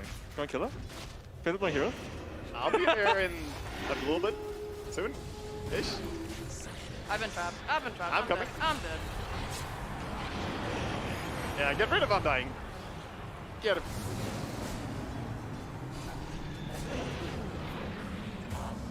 What is this? Yo, Oh, here, dog. I'm cosplaying as Aiden. Let me get the last hit. Now we got it. Wait, Radiant? What? It doesn't matter. It doesn't. No. It's, What do you mean Radiant? Oh, it's Shared just the bug. bounty. Alright, it's fine. Yeah. Yo, I'm pulling an nothing Aiden. wrong Let me here. farm small camp. Dude, look at this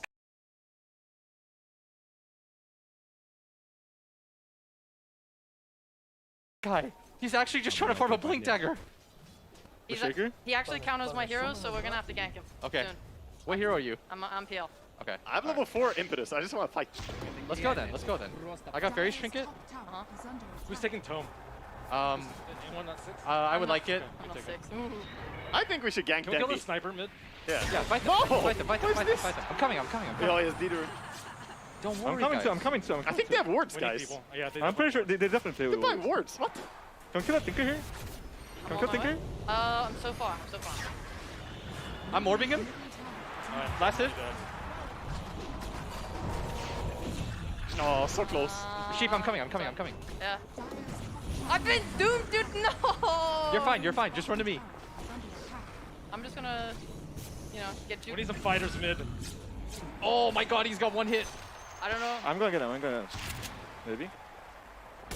I got him.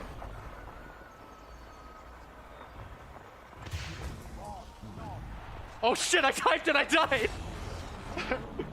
I'm fighting top. I'm coming for the Doom. I'll just chase this guy.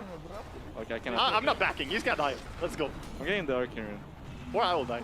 I'm TPing. I don't know how to play Dark Willow though. Bear with me. Oh, he ran. I'm up in 5. I have Spirit Breaker. I can charge him. Just keep going. Alright, that's a kill steal, I'd put in so much effort for that one. Sorry. Yo, you guys want to dive mid? Yeah, Oh, go kill him. I misclicked. I misclicked. Give me a sec. Give me a sec. Top, guys? I got him. No. Can't cancel him? No, I canceled my Yeah, thing. I got it. We got him. Oh, Nice, nice. Got him. Any clock? Yeah, maybe clock. Dude, I'm going to Midas, dude. Breaker. Yo, kill the 4.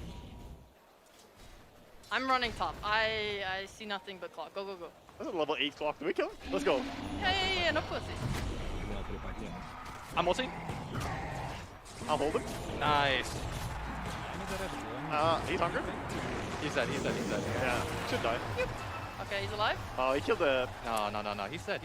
No, he doesn't have the hunger. It's gone. Oh my god. I couldn't dunk him. God. I tried to dunk him from there. You're so bad. I don't have a quelling blade. Yeah, dude. I'm not saying you're getting kicked out of this game, but I think you're getting kicked out of this game. Oh my god. I made you. I trained you at the training camp. Now you gotta kick me. Your Wagger's training camp? No, I was never there. Do not associate me with your friend. All of your success is my success now. Yo, these guys are farming. They're farming ancient. We have a stacked ancient camp too. Okay. For Steve. Did our Steve farm it? Oh yeah, That's Steve. true. All in on being our Oh, I know. Oh, dead. Oh my god. We lost. Yeah, We lost. Okay. I lost my Midas, dude. All of our net worth just went down. Yeah, what hero did you get? I got Darkster. He's a Darkster carry.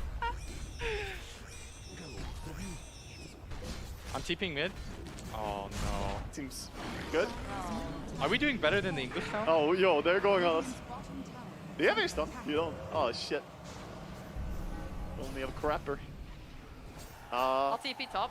Yeah, I have spells. This can work. Maybe. I need to wake up. I'm keeping top. I am dead. I'm just slept forever. We didn't kill them all here. Shit. You missed me. Ooh, what a vacuum. I'm gonna show you. Kill Rezo. Okay, yeah.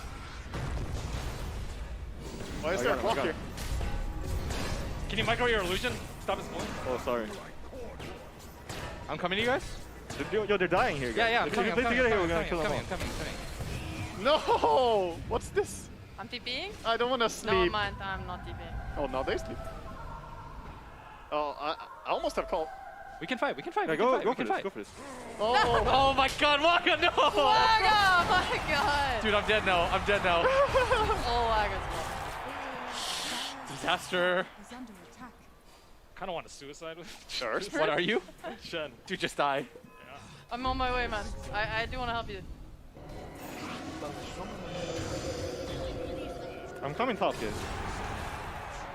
Are you alive, Sheep? Maybe. I'm dead for 8 more. Does he have ult? She's fine. Yeah, she's gonna kill I'm them all. healing so much. She's gonna kill them all. It's free. Easy clap. Nice one.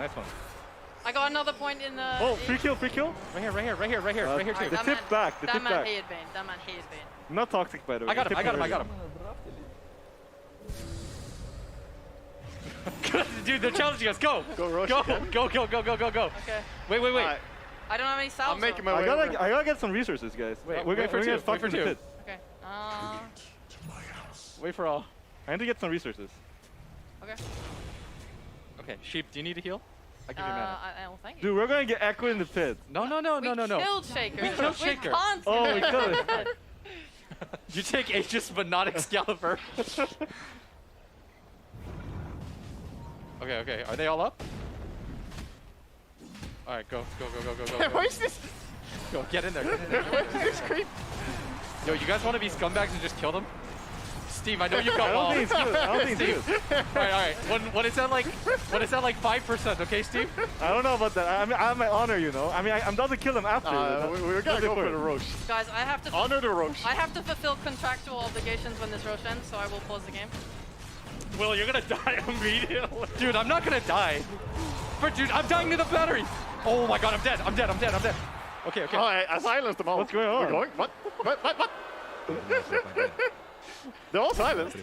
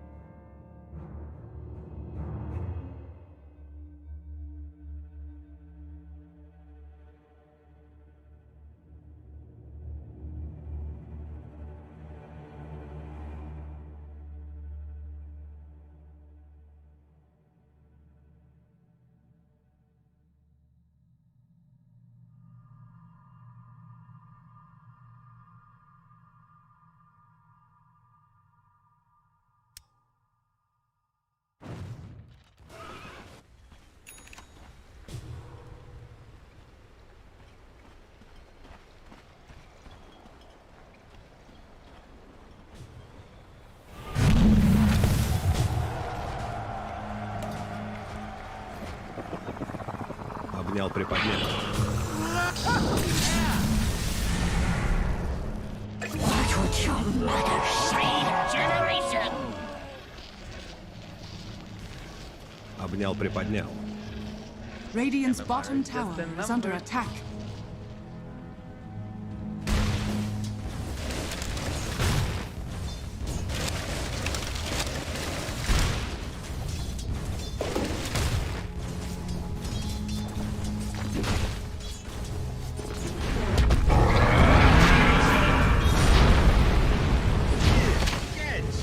Dire's top tower is under attack.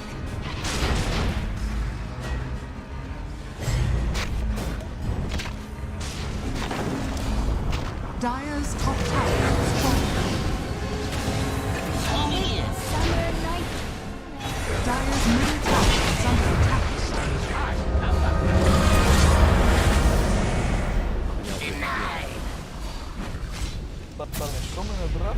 Killing spree.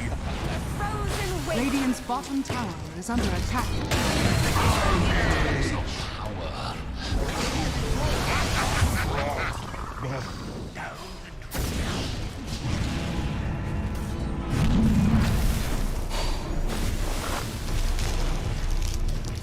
Dominating. Incoming. Double kill.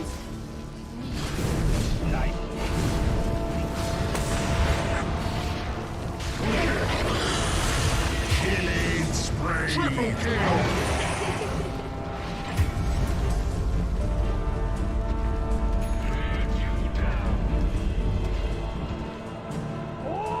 Dire's bottom tower is under attack.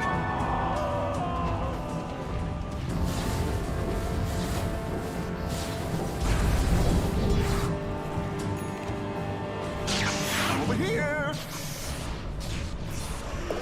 Time is money.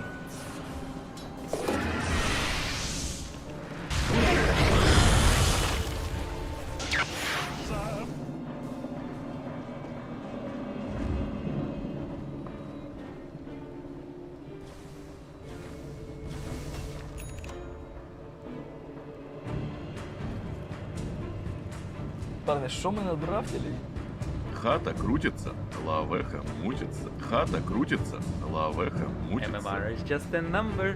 MMR is just a number. MMR is just a number. Що ми надрафтили?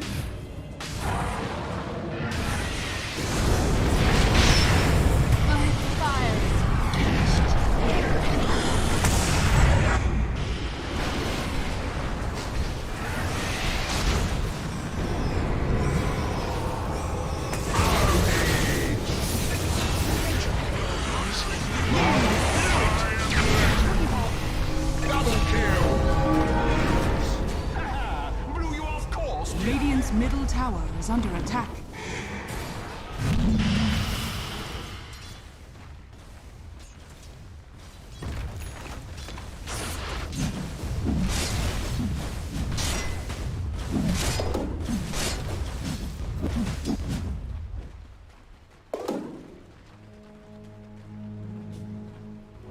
This'll come in handy.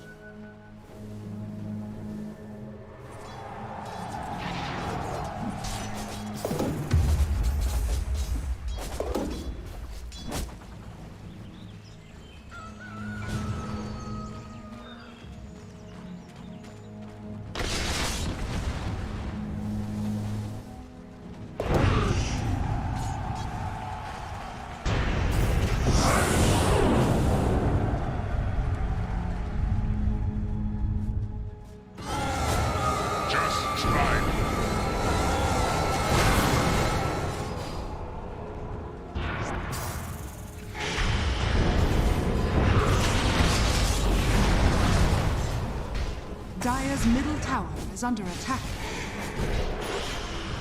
What sort of king am I? Cloaked and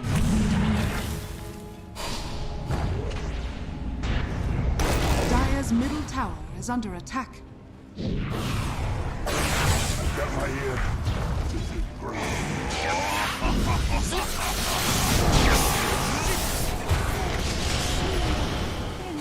They got it. Whoa, what'd I miss?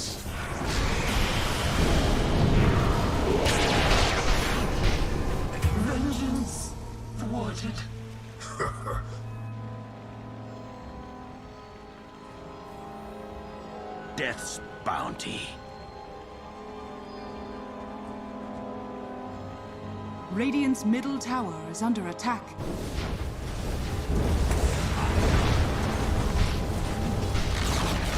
Radiant's middle tower has fallen.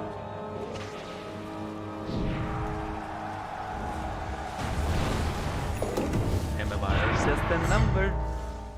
Парни, що ми надрафтили?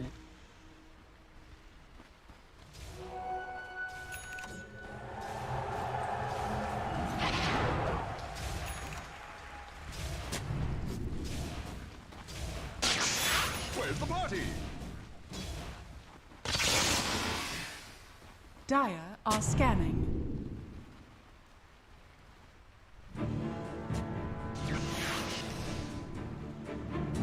MMR is just a number. Spell of three selves.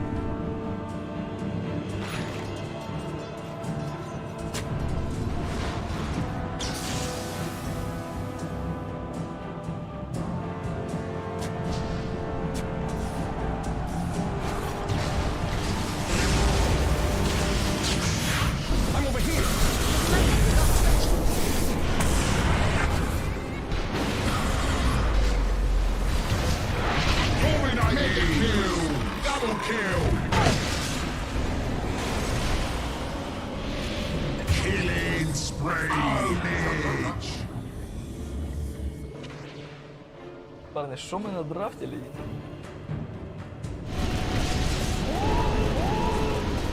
Хата крутится, лавеха мутится.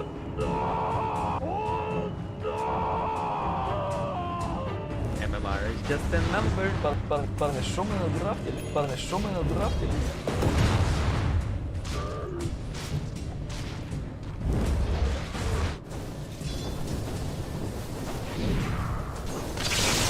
Radiant are scanning.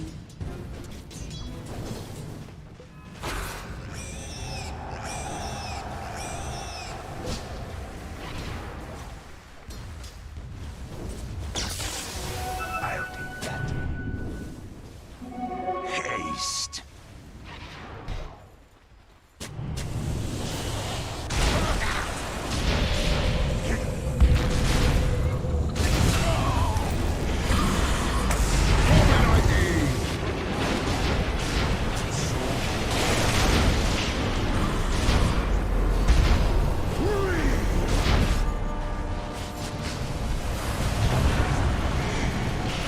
Mega kill!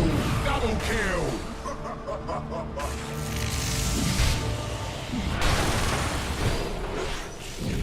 Dismount from life.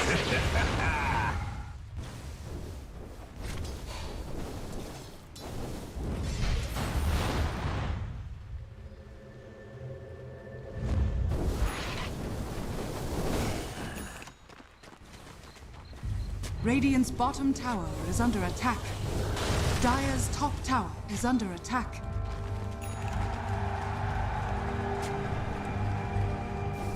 Radiant's bottom tower is under attack.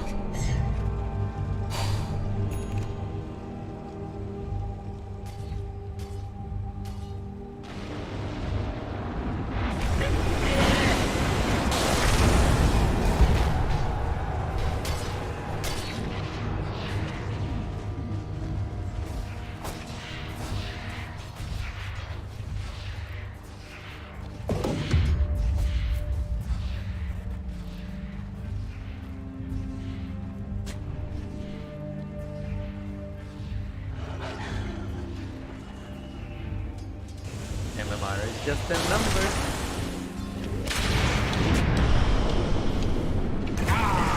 Unstoppable! Killing spree! Wicked sick! Double kill! The realist! Nature. Dread. Tooth and talent.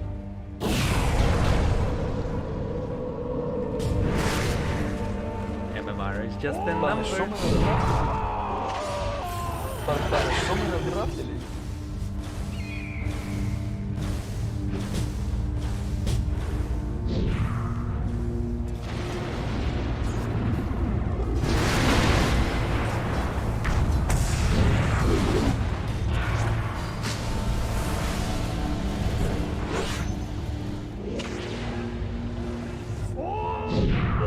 Nice work, bro.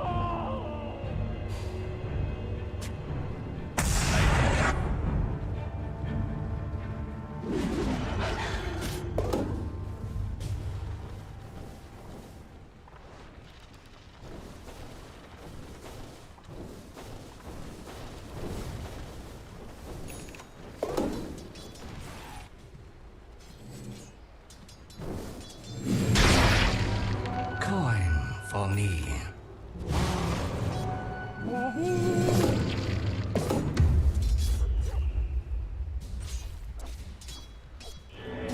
Radiant's bottom tower is under attack.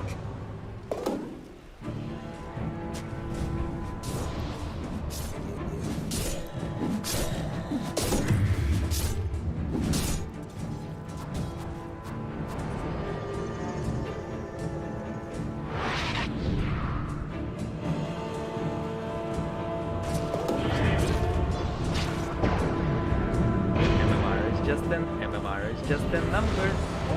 Dire's top tower is under attack.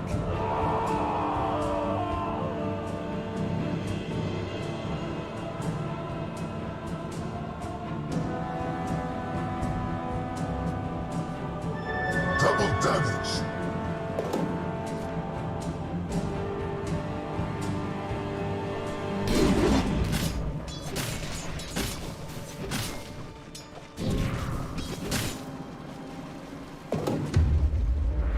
Dire's top tower is under attack.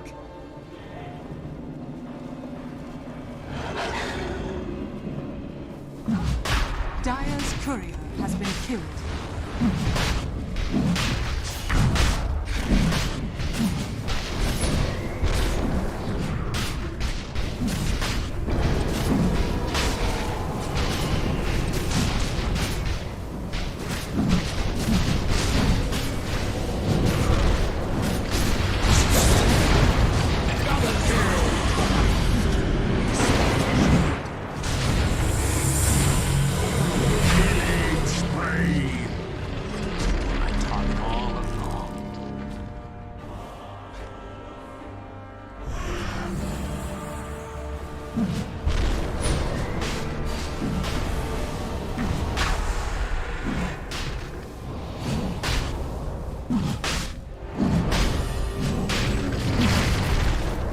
Radiant's bottom tower is under attack. Dire's top tower is under attack. Roshan has fallen to the dire.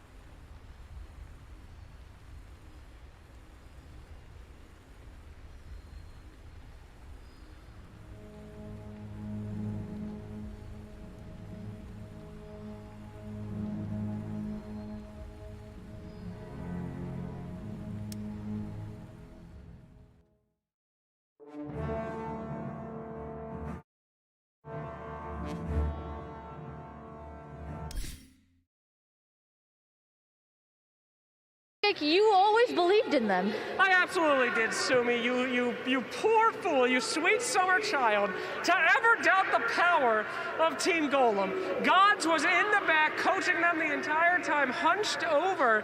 You couldn't see, he was like a little demon in the back, whispering sweet nothings. I never thought Team Golem would lose. I trust them, I'm friends with them, I love them, some would say. And now I think we're going to bring both teams out for a quick interview. So while they come out, Jake, tell me, what did they win today? They won the cheese. We've been over this like 15 times. They got cheese. They get the cheese. It's beautiful. It's wonderful. It's delicious. It's nutritious. Everybody loves it. It's cheese. And they even provided the utensils to eat them. They got cheese, ladies and gentlemen. Welcome your winners. Blitz. My goodness gracious, the first big victory that you've ever been a part of since you began your Dota career here on the main stage. How are you feeling? I'm feeling great. We disbanded Navi once again at a TI, so I definitely am a part of Dota history again. Oh, that is really great to hear. Excalibur, my friend, are you lactose intolerant? I actually don't know, but I think I can. We're about to find out, ladies and gentlemen. Hell yeah! Ben Merlini Wu, how does it feel to still be the top talent of Dota despite leaving for literally 3 years? I was only good 10 years ago. Come on, let's be real. Well, you just won again. Congratulations. See, Sheepo, the Peepo, the Meepo. I don't have a question. I just wanted to say that. How you feeling? Oh, I'm feeling great. I can't wait to eat cheese. Great. Exciting. I have something for you. What do you have? I have this. I drew it while we were winning. I had so much time because it was so easy. If my child draws something like that, I'm putting him up for adoption. And my boy, Wagga Magaga, drop your items, drop it like it's hot in that match. Things were looking a little scary halfway through. It's like my wife used to say to me, it was over very quick and disappointing, yet you managed to pull it back. How did you do it? It was the Windrunner, actually, that we got. Shut the fuck up! Ladies and gentlemen, we're almost gonna let you have your cheese, but first, the losers excuse me. Excuse me, we don't call it the that, Jake. exit interview, LMAO. All right, so now we have Team Thunderhide, who did take the first match of the All-Star tournament, but then unfortunately fell to Team Golem. Gentlemen, Sheepstick said that she had so much time during this match that she drew this picture. Flex? Do you have any comments about this picture? Is it Flex? Wait, I have a question. Is this a picture of him? That's him? It is a picture of It's him. you. It's great. You look good. Would you like to keep this picture? Yeah. Yeah? All sure. right. They may not have taken home the cheese, but they have taken home perhaps an even better prize. Now tell me, during that match, I believe it was you that said the other team was more difficult. Do you think that now? Yeah. We'll come back stronger. They will come back stronger. Also, Team Dragon was apparently stronger than you, even though you won. All right. What are your thoughts about playing all random deathmatch on the TI-10 stage? I think it's the best show match in this universe. In this patch. The best show match in this patch. Very good. All right, next. Tell me, if you had anything to say to Team Golem, what would you like to say? Well played. Well played, team. And I have one more. MMR is just a number. MMR is just a number. Thank you very much. All right, final question. You were sitting in the VIP suite, and you were talking with Effie about the game, and Effie said that you were going to win it all. Do you have anything to say to all of your fans and friends who believed in you?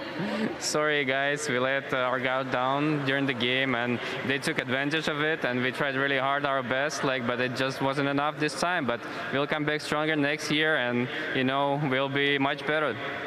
Next year, everybody, they're coming back next year. Final thing, can we get one more Team Borscht from the team? No. Team Borscht. Team Borscht. Team Borscht. He said no, but they did it anyway. Sorry, but I win this time. I'm on the winner's side. Is it reddish? Is it reddish? No, it's cheese.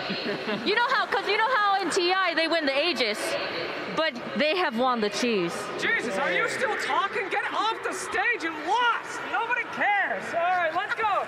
The winners, please grab a cheese and then make 6 feet away from each other in a very safe manner.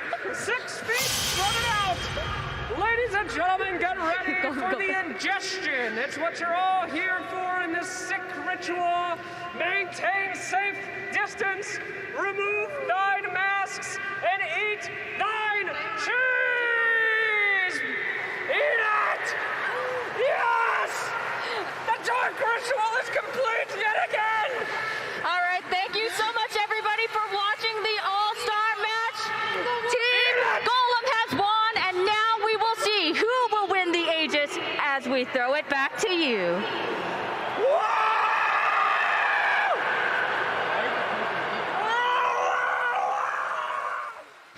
Well, congratulations to Team Golem indeed. They get the cheese, but all that we really care about here on this grand final stage is who takes that thing right there. Who takes the Aegis? Who takes the International 10 World Championship? We're here to crown a champion.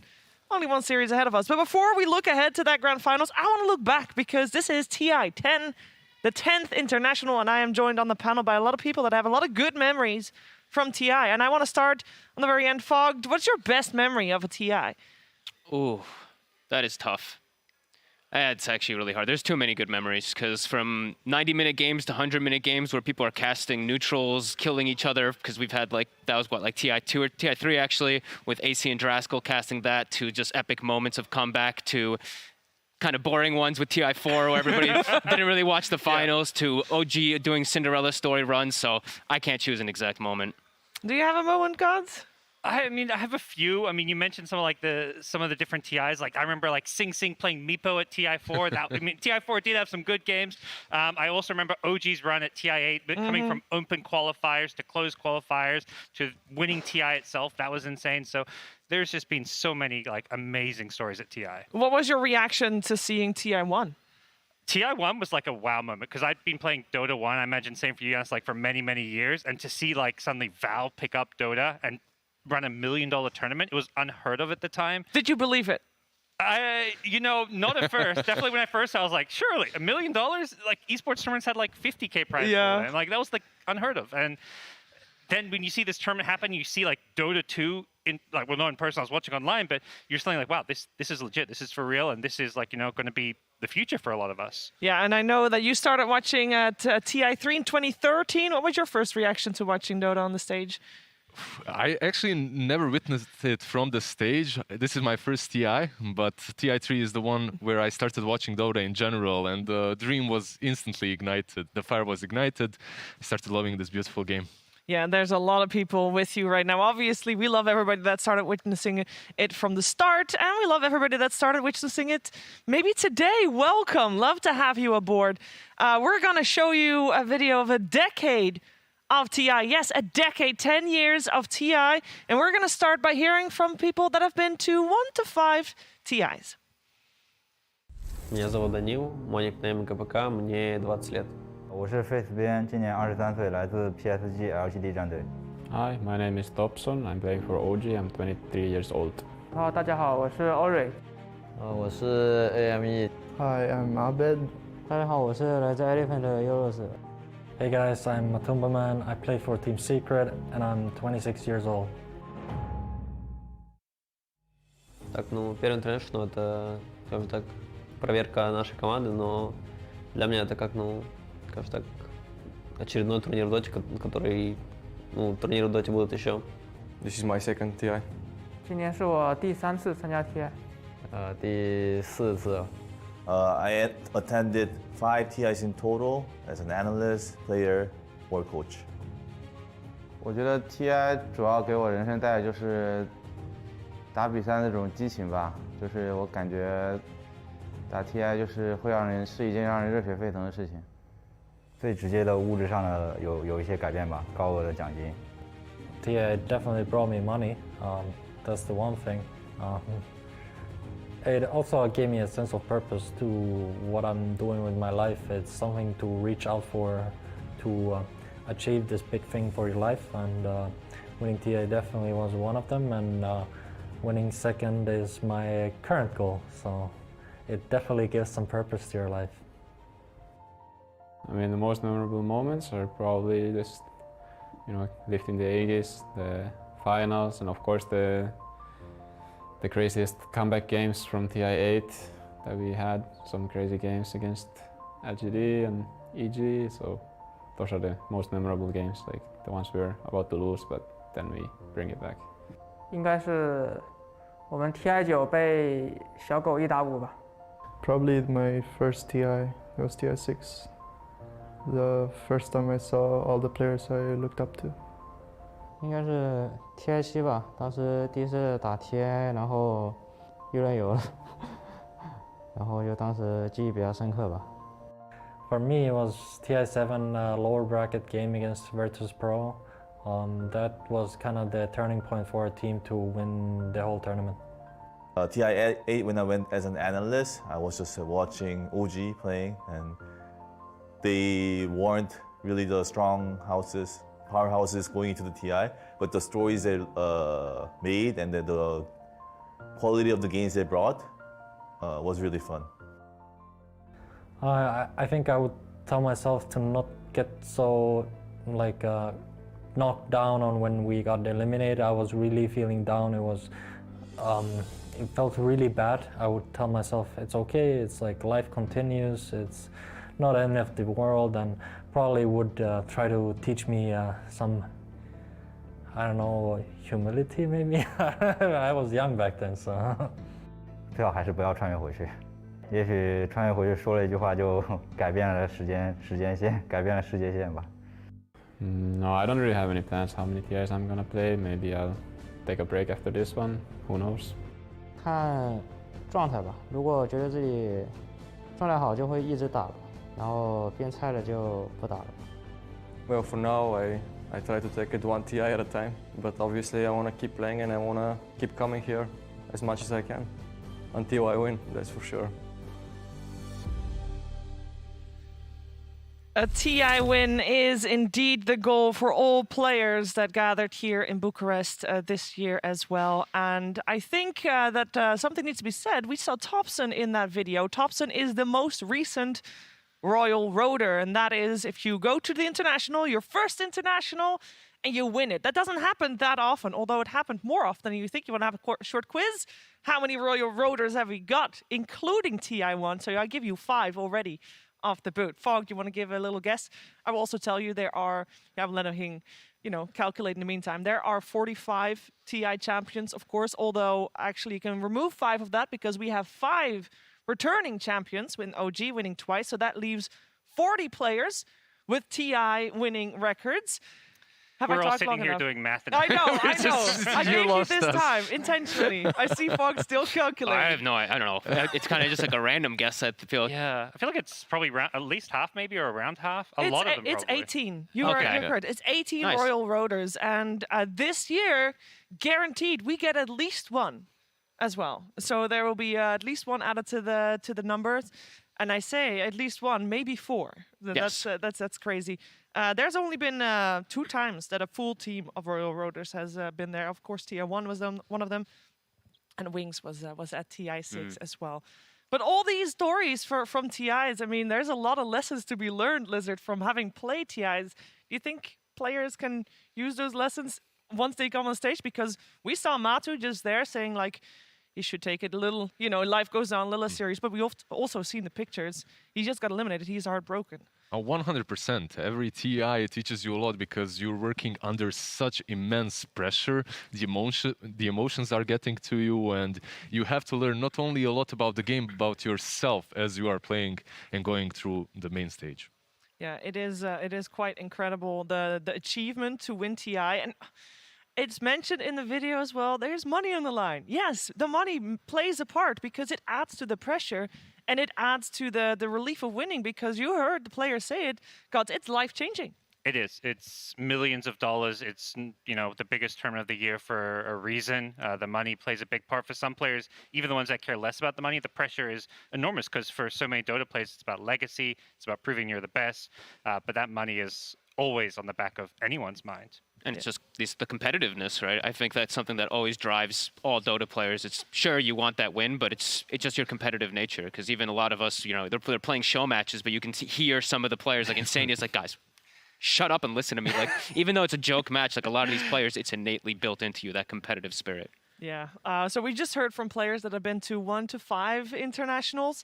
Let's hear from some of the players that have been through a lot more, 6 to 10 internationals. I'm Sumil, 22 years old, playing for OG. 我是 Maybe. Hello, I'm S4. 我是三兵. Hi, I'm Heen. My nickname is Puppy, and I play for Team Secret. My name is Johan Sundstein. I'm 27, soon 28, and I play Dota for OG. I played in 6. This is the 6th. 5, 6, 7, 8, 9. 这是我第6次参加 TI. It's 7 TIs now. Yeah. So I played every TI since TI 3. So 3, 4, 5, 6, 7, 8, 9, 10. That'll be my 8th. 9年吧，我少打了1年。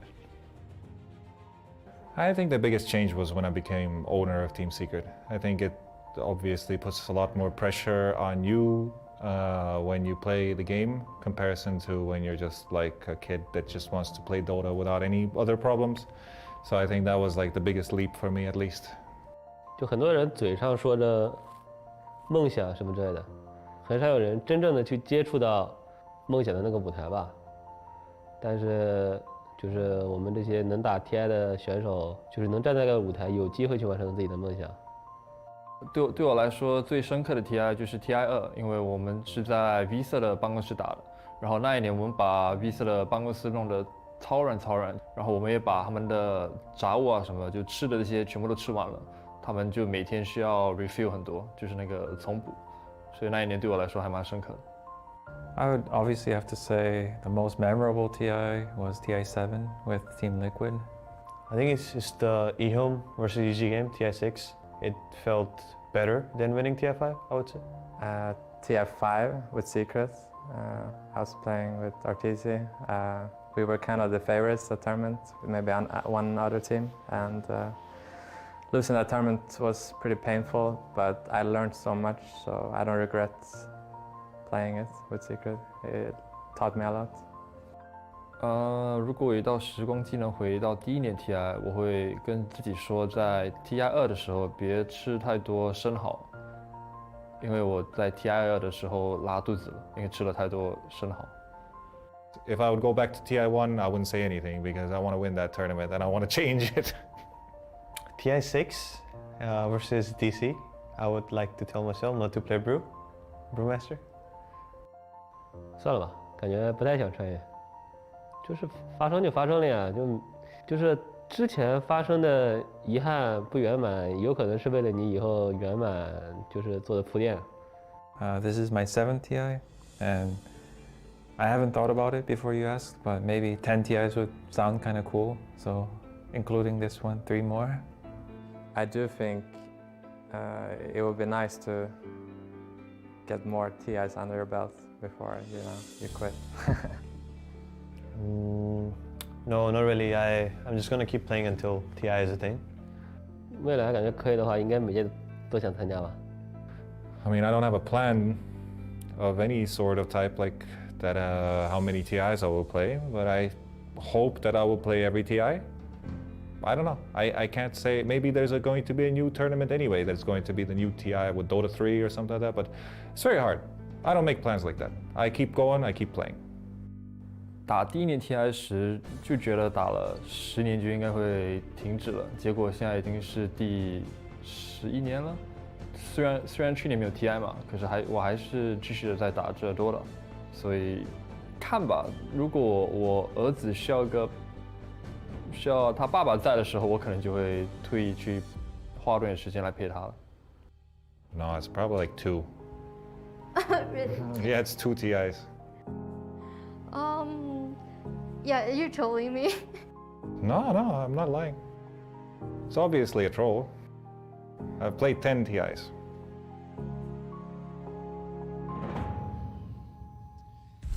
There's one thing that you can count on when you see these guys talk about Dota.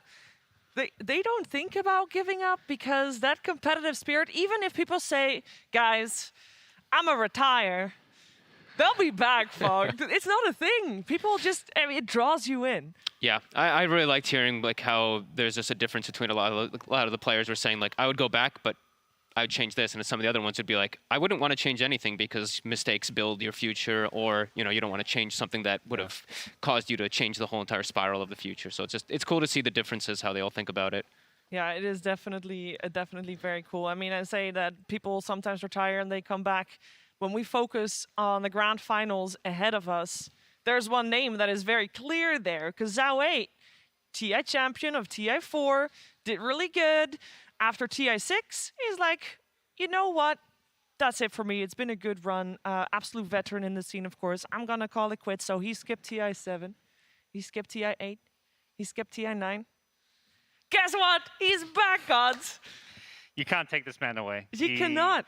He is the equivalent of Puppy when it comes to the the Chinese Dota scene. He's an absolute legend, not just for the fact he won TI, but he's just always been regarded as the, best drafter and captain of the region. Yeah. Okay. Let's see how the teams are doing. Let's see how PSG, LGD, and Team Spirit got to this moment in time, got to this grand finals here for the International 10. The road to this place is unyielding. Paved in sacrifice and littered with fallen foes.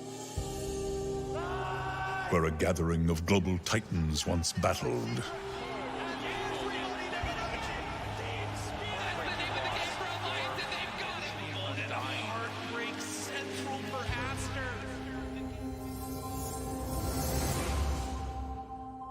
And two contenders now remain.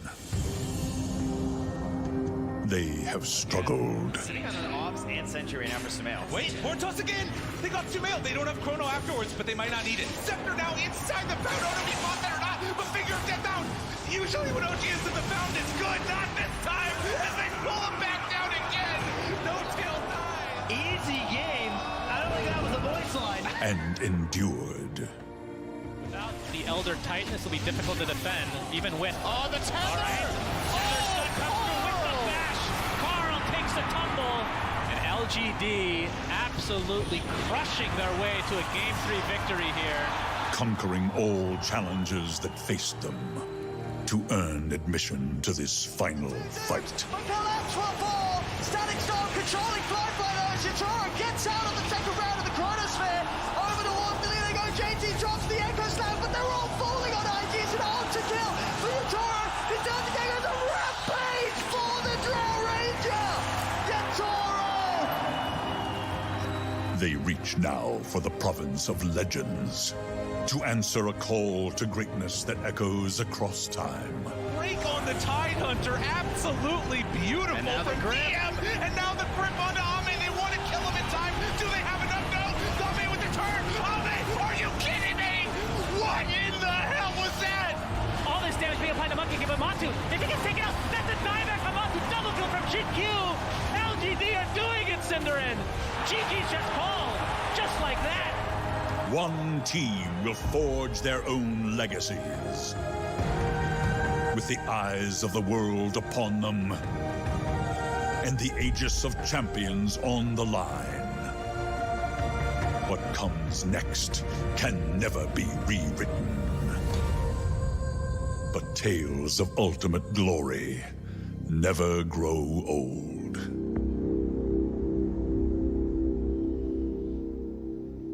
Oh, goosebumps. Grand finals time. Lizard, we got PSG, LGD, and Team Spirit in these finals. Did you expect that? Did anyone expect Team Spirit? Maybe there were a couple of odd ones out predicting Team Spirit in their brackets as the grand finalist, but after dropping early on into the lower bracket and PSG, LGD just being on top, these are two completely opposite roads that led them here. Yeah, it's the team everybody expected in the finals against the team that nobody expected in the finals. Yeah, and this should be such a fun one because I think Spirit has absolutely proven themselves time and time again throughout this tournament, not just to have any type of flukes or anything that people say. This is just pure talent on this team. So it's going to be a crazy matchup. You could write a book about the flair that Team Spirit is bringing to the table, from picking 13 different carries to having the most rampages on one single guy to improving tremendously through the lower brackets. Now, there was one thing that Toronto Tokyo actually said in an interview on the Chinese broadcast yesterday. And it was, I don't know why everybody didn't think that we were going to go this far, because we've been doing really well, but maybe that was because it's only in scrims. So I went asking around, and Team Spirit has been crushing it. If you ask any other player that they have scrimmed, then yes, they would have said, yeah, Team Spirit, they got what it takes. I even got from Seb, he said they think that Team Spirit will have a better chance against PSG LGD in these grand finals, Gods. Yeah, and I think the fact they've been able to make that deep lower bracket run, there's something to be said for momentum. A lot of people on paper would have pegged, Team Secret to be the favorite in that lower bracket match earlier today. But that momentum, when you're going through that lower bracket, it just builds up. Playing with confidence in Dota is something that's just so important. And for Team Spirit, it's not just the confidence. They've got the skills to back it up as well. They do indeed, Fogged. They do indeed. Yeah, the confidence is definitely a big thing when you go on the main stage and you have the balls to say GG easy after some games, let's be honest, right? And then also like just the confidence as well in the interview for Toronto Tokyo to say things like that. Oh, people didn't really expect us to make it to this point, but we did. These are young bloods. They have to have that confidence. So I feel like that's always really good to have going, even when you're playing against legendary players. Yeah, when Collapse was asked before the tournament, would you rather play upper bracket or lower bracket? He was the only one of his team that said lower.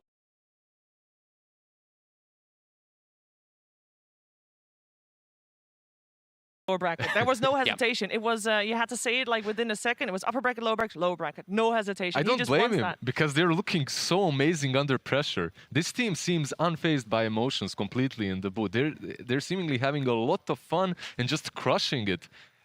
They actually played versus PSG LGD in the last grand finals, the last tournament before TI. They took a game off of them, but they improved since then quite a lot. It's going to be explosive TI grand finals. I think so too. We talk a lot about Team Spirit, of course, because PSG LGD, they have already locked in their slot, had already locked in their slot for the grand finals yesterday. So they have had plenty of time to prepare for their grand finals opponents. They were able to study and watch Team Spirit make it all the way through their fellow countryman IG yesterday. And of course, this morning, we saw Team Spirit take out Team Secret there. So they've been watching, they've been studying, they're ready.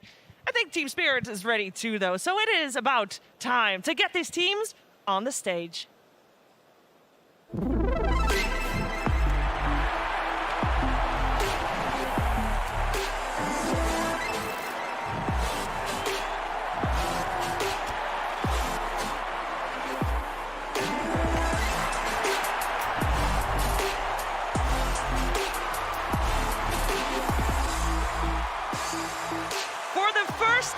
Since 2013, we have an Eastern European team taking their place here in the grand finals of the international. Team Spirit have wreaked absolute havoc in that lower bracket, and they are ready for their final boss in PSG LGD. Of course, Team Spirit, they got Yatoro, they got Toronto Tokyo, Collapse, Mira, and Miposhka, led by Coach Silent. Yatoro being the youngest player at this international as well. You can see him here, looks a little different than his picture as he has donated his hair to the Dota gods.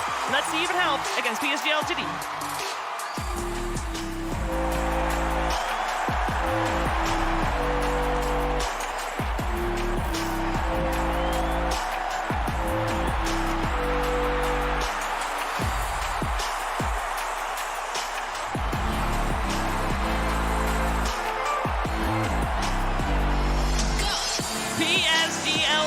Was there ever any doubt that this team would take their seats here in these grand finals? These 5 players and their coach have been favorites for the last few months. Everybody saw this one coming, but the way that they've done it, the flair that they've done it with, that is something on parallel for sure. We got Ame, Nothing to Say, Faith Beyond, Jing Q, Y, and Jiaowei.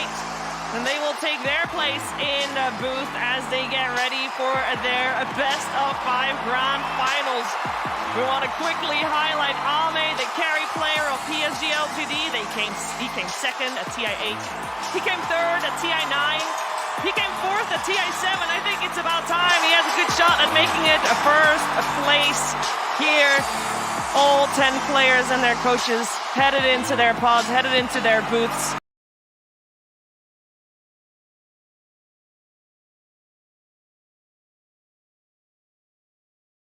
I think at this point, all focus, Fog, is going to be on that game. Absolutely. I mean, this is going to be a really cool battle of minds as well, too. As we've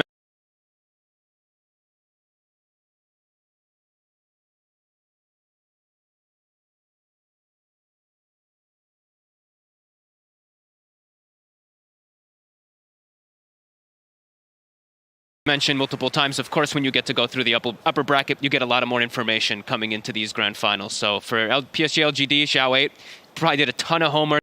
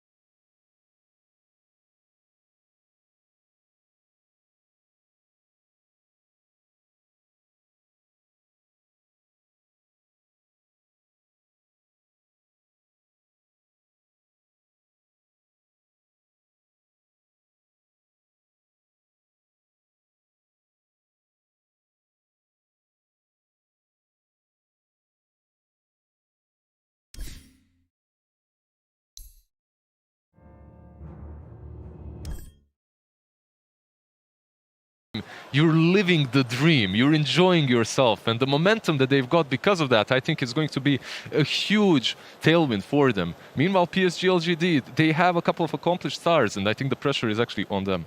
Yeah, there can definitely be said a lot of things said for the pressure on PSG LGD. Nothing to say is here playing his first international, by the way, also potential for that Royal Roader.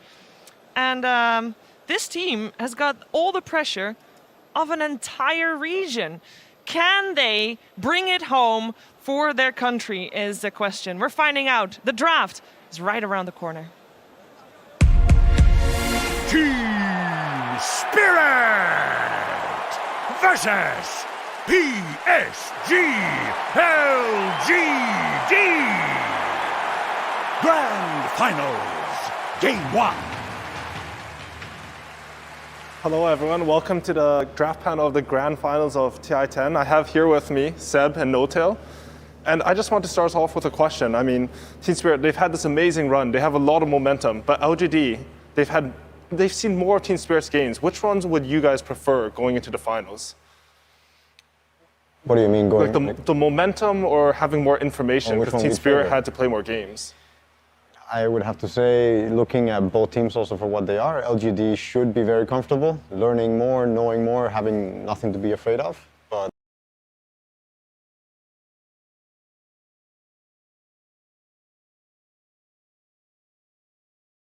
if anyone could shake their boot,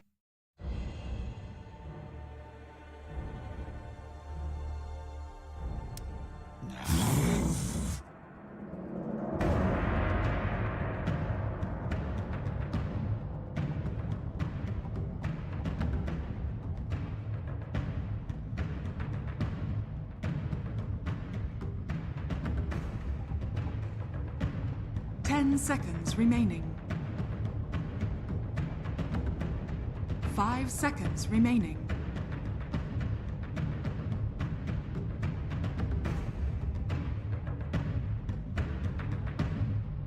Team Spirit's turn to pick. Elder Titan. PSG LGD's Tide Hunter. PSG LGD's Soul Warrior.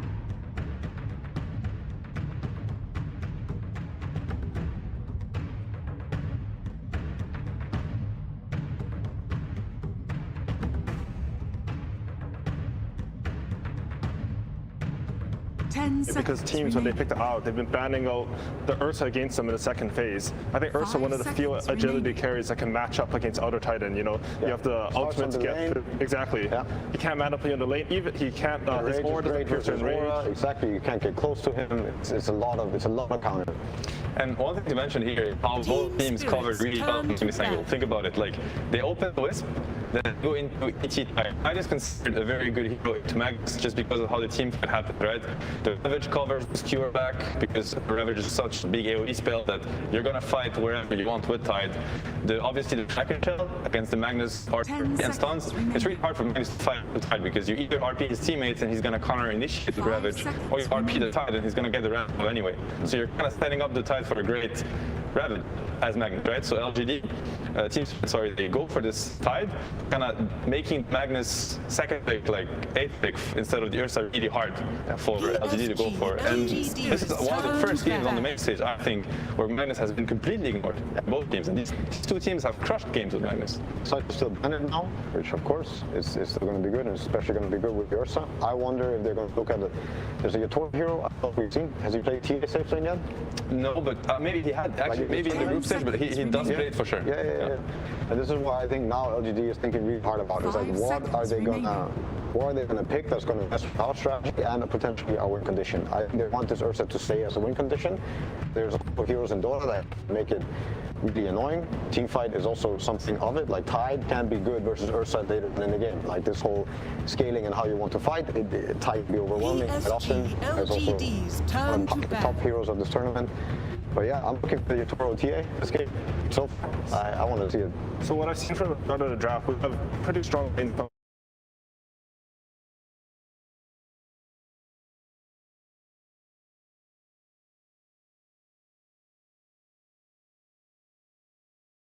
Thing-wise, they have proven these are the Mag Wyvern teams, ET Magnet, like these are heroes that are really excel at the 5-on-5. They abuse positioning, they abuse vision. These teams are, the finest teams at doing so. Of course, they both do think about it.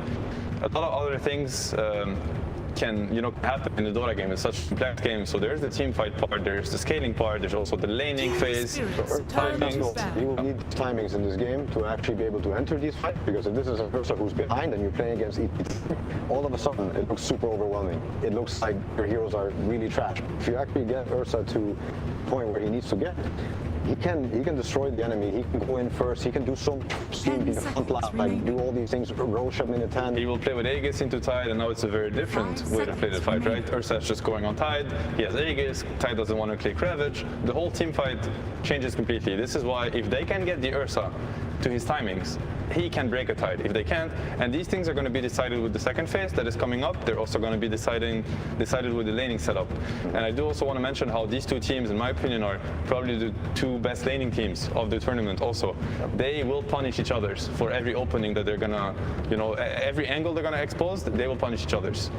So the Ursa timing, is that something you'd like to see, like LGD, should they commit the rest of their draft to worth making that timing stronger? I think we were talking on the panel yesterday about Secret. They sort of went with some Wyvern Magnus, but they didn't commit to making that strategy work. So I think Secret's early Roche and early timing strategies were some of the fastest and strongest and well executed of the tournament. Ursa was a big part of it. Enchantress with TA was also another way to see it.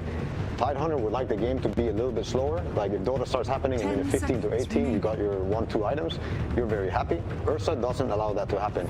He might be going Roche minute 9. He might be going Roche minute 12. These things speed up the game and force them to maybe address that in the draft. If they can't address it really hard in the lane to slow down this Roche happening. I want to mention how you see LGD's approach on the second phase, right? As Johan mentioned, like they banned the troll, they banned the PA, they banned the TB. They're banning what they think. Yeah, they're banning what they think is going to scale into the Ursa. I do want to mention the Lion pick, which I think is really, really strong, really powerful. First of all, it does not expose their draft, and yesterday we talked a lot about first pick versus second pick, which is now like second pick, meaning Team Spirit. They are past the danger zone because now they get to react twice. With picking this Lion, first of all, it gives actually Tide a better lane against Ursa. It's going to negate the pressure, the aggression from Ursa on the lane, and Lion Hex actually is one of the best tools against Ursa. Ursa can buy the shard, he can buy Aghanims to get away from stuns, but the Hex is mute kind of. He's not going to be able to get out of Hex. So LGD now have a very clear fight condition, which is they get the fight on the Ursa, they Hex him, they burst him. Sorry, Team Spirit. That's Team Spirit's fight condition, and LGD don't really have the tools to stop that. Wow, okay, that's new, and that's great. Ahmed, he played this in the finals versus Naga Major versus EG, and his Naga looked pretty solid there. I mean, I play a lot of Naga Siren, so I think this is a great Naga game so far. I think the lane is good versus Lycan. I think the matchup, you guys are talking about scale. I don't think Ursa scales at all against Naga Siren. Very, very true. Yeah, yes and no, I would say. There are a lot of fights where Naga can feel very underwhelming. I don't think the strength of Naga is ever going to be team fights. You see it in this patch where illusions don't ever get to do a lot in fights. Peel illusions are kind of different. They stick on you, they hurt more, and they keep coming. Naga illusions, they can get wiped quite fast, quite easily. They don't have the best tools right now. There's one thing that I see though with this Naga pick is, so now it's another buy strategy, right? Exactly, you see how these guys are going to fight. But you can already imagine it. Sleep might be very good. What about you trade bite for sleep, disengage, and take the fight after that? Maybe that's what they're thinking. They're going to make it as hard as possible because LGD heroes, they don't push out lanes very well, right? Ursa doesn't want to show and clear waves. That's not what Ursa does. Neither does Wisp. Lycan can do it to a certain extent. So the way this game should develop in the mid game is Naga is going to push out all the lanes, already making it really hard for LGD to find the fight that they're looking for. And if they ever find it and they bite the Ursa and they're ready for the fight, sleep is going to happen. They're going to disengage and take a better fight on their ground. You also see what they can re-engage with here. Like the team fight from LGD is quite simple. If Ursa's out of control and he has a Satanic and a Skadi and a Basher and he's bitten, he's a big problem in the fight. But still, if you sleep that and his 4 other heroes, if they don't have BKB, they're just going to die to the sleep Ravage. And can Ursa fight alone, even if he's bitten? I don't think so. And they're going to have the Hex, they're going to have the net eventually, they're going to have an Anchor Smash to slow them down a bit. Like LGD's team fight is very obvious and is very committing right now. There's a few things I think that Team Spirit, they're also Radiant right now. Naga wants to live in the Dire jungle and she wants to cut these 2 waves around the Roche area and push them away. If they feel like going bottom, they don't get the Roche with an Ursa Strap. This is another way to also break their lineup.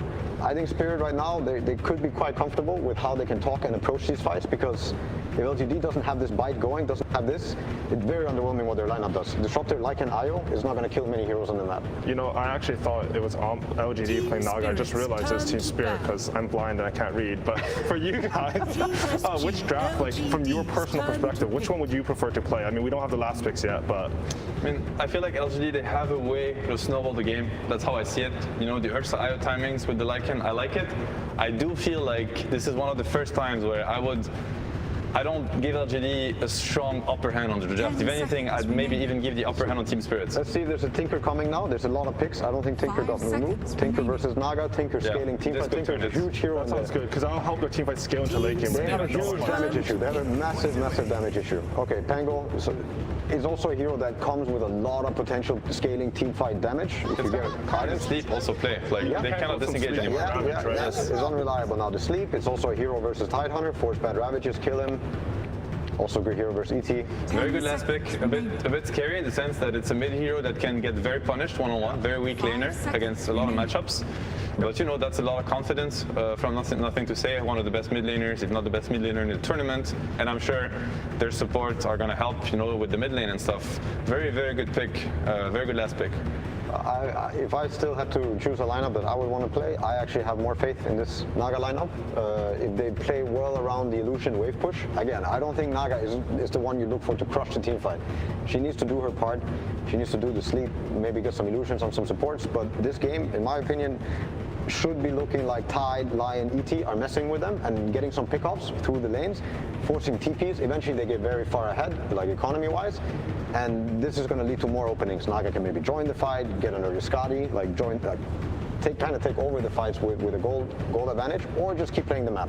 I like how you're talking about how Naga splits up the map also, because when you have Naga starting, what I found is you want your other heroes to be able to pick off the enemy heroes, right? They already have that with Lion. They have some additional damage with ET. So if they're playing the actual Naga game, I agree with you. I can see them very one more to kill on the side lane. Clap them when they split up. Yeah, they split up, they try to deal with Illus, boom, the burst is gonna happen. Lion, ET, Void Spirit, any hero will die 100-0. And Naga will force LGD to split up. They will force them to, they're gonna cheat the map. They're gonna create unfair situations, and it's going to be hard for the LGD to fix that unless they have full control of the game. This is why the laning phase is going to be incredibly important. You know, for LGD to kind of slow down what Team Spirit is putting. I would say it's even more important for LGD to actually have good lanes for the sake of their own timings. If they don't get this Ursa threatening the Roche around minute 10+, this means the whole game is going to slow down, and Naga's going to get into the jungle, going to get these waves, Lion's going to get closer to Dagger, and if you create that, I think Team Spirit's lineup is going to be really fun to play, and it's going to be a very hard game for LGD. Very interesting draft. I would also say that the lanes are a bit scary. I think this ET on the side lanes is completely untouched. They don't have a single stun for him. He's going to get the Spirit, and he's going to bottom lane is going to be fun. Bottom lane is going to be a lot of fun for this ET. Very strong lanes from Team Spirit also. Himself this tournament. Yep. Miposhka ET. Scary stuff. Yeah, and Toronto getting his Void Spirit again. Full confidence on both teams, honestly. I think at this point it's really going to come down to, who has a better idea going into this draft, and that's the beauty of Dota. It's a best of 5. It's meant to develop so much, but they're kind of getting to know each other. You know, this is what I can bring to the table, this is what you can bring, and you know, they're going to get to learn like what counters what. The meta is going to evolve a lot between the series. And I would also like to point out that Team Spirit has been the most amazing learning team so far in this tournament. Like how they are adapting and how they're learning and how they're actually changing up their own playstyle into something new every game. But I would say every team fight, when there's a bite happening or a Pangolier roll, this is something done. Because if not that, they lose. This is like their main team fighting tools.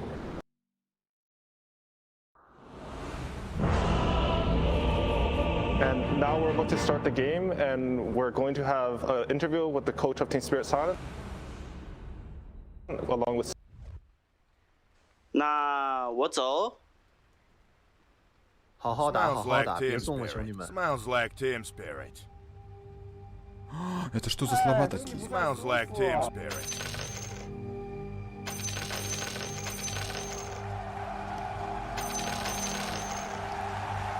你这么菜，你的队友不会生气吧，哥哥？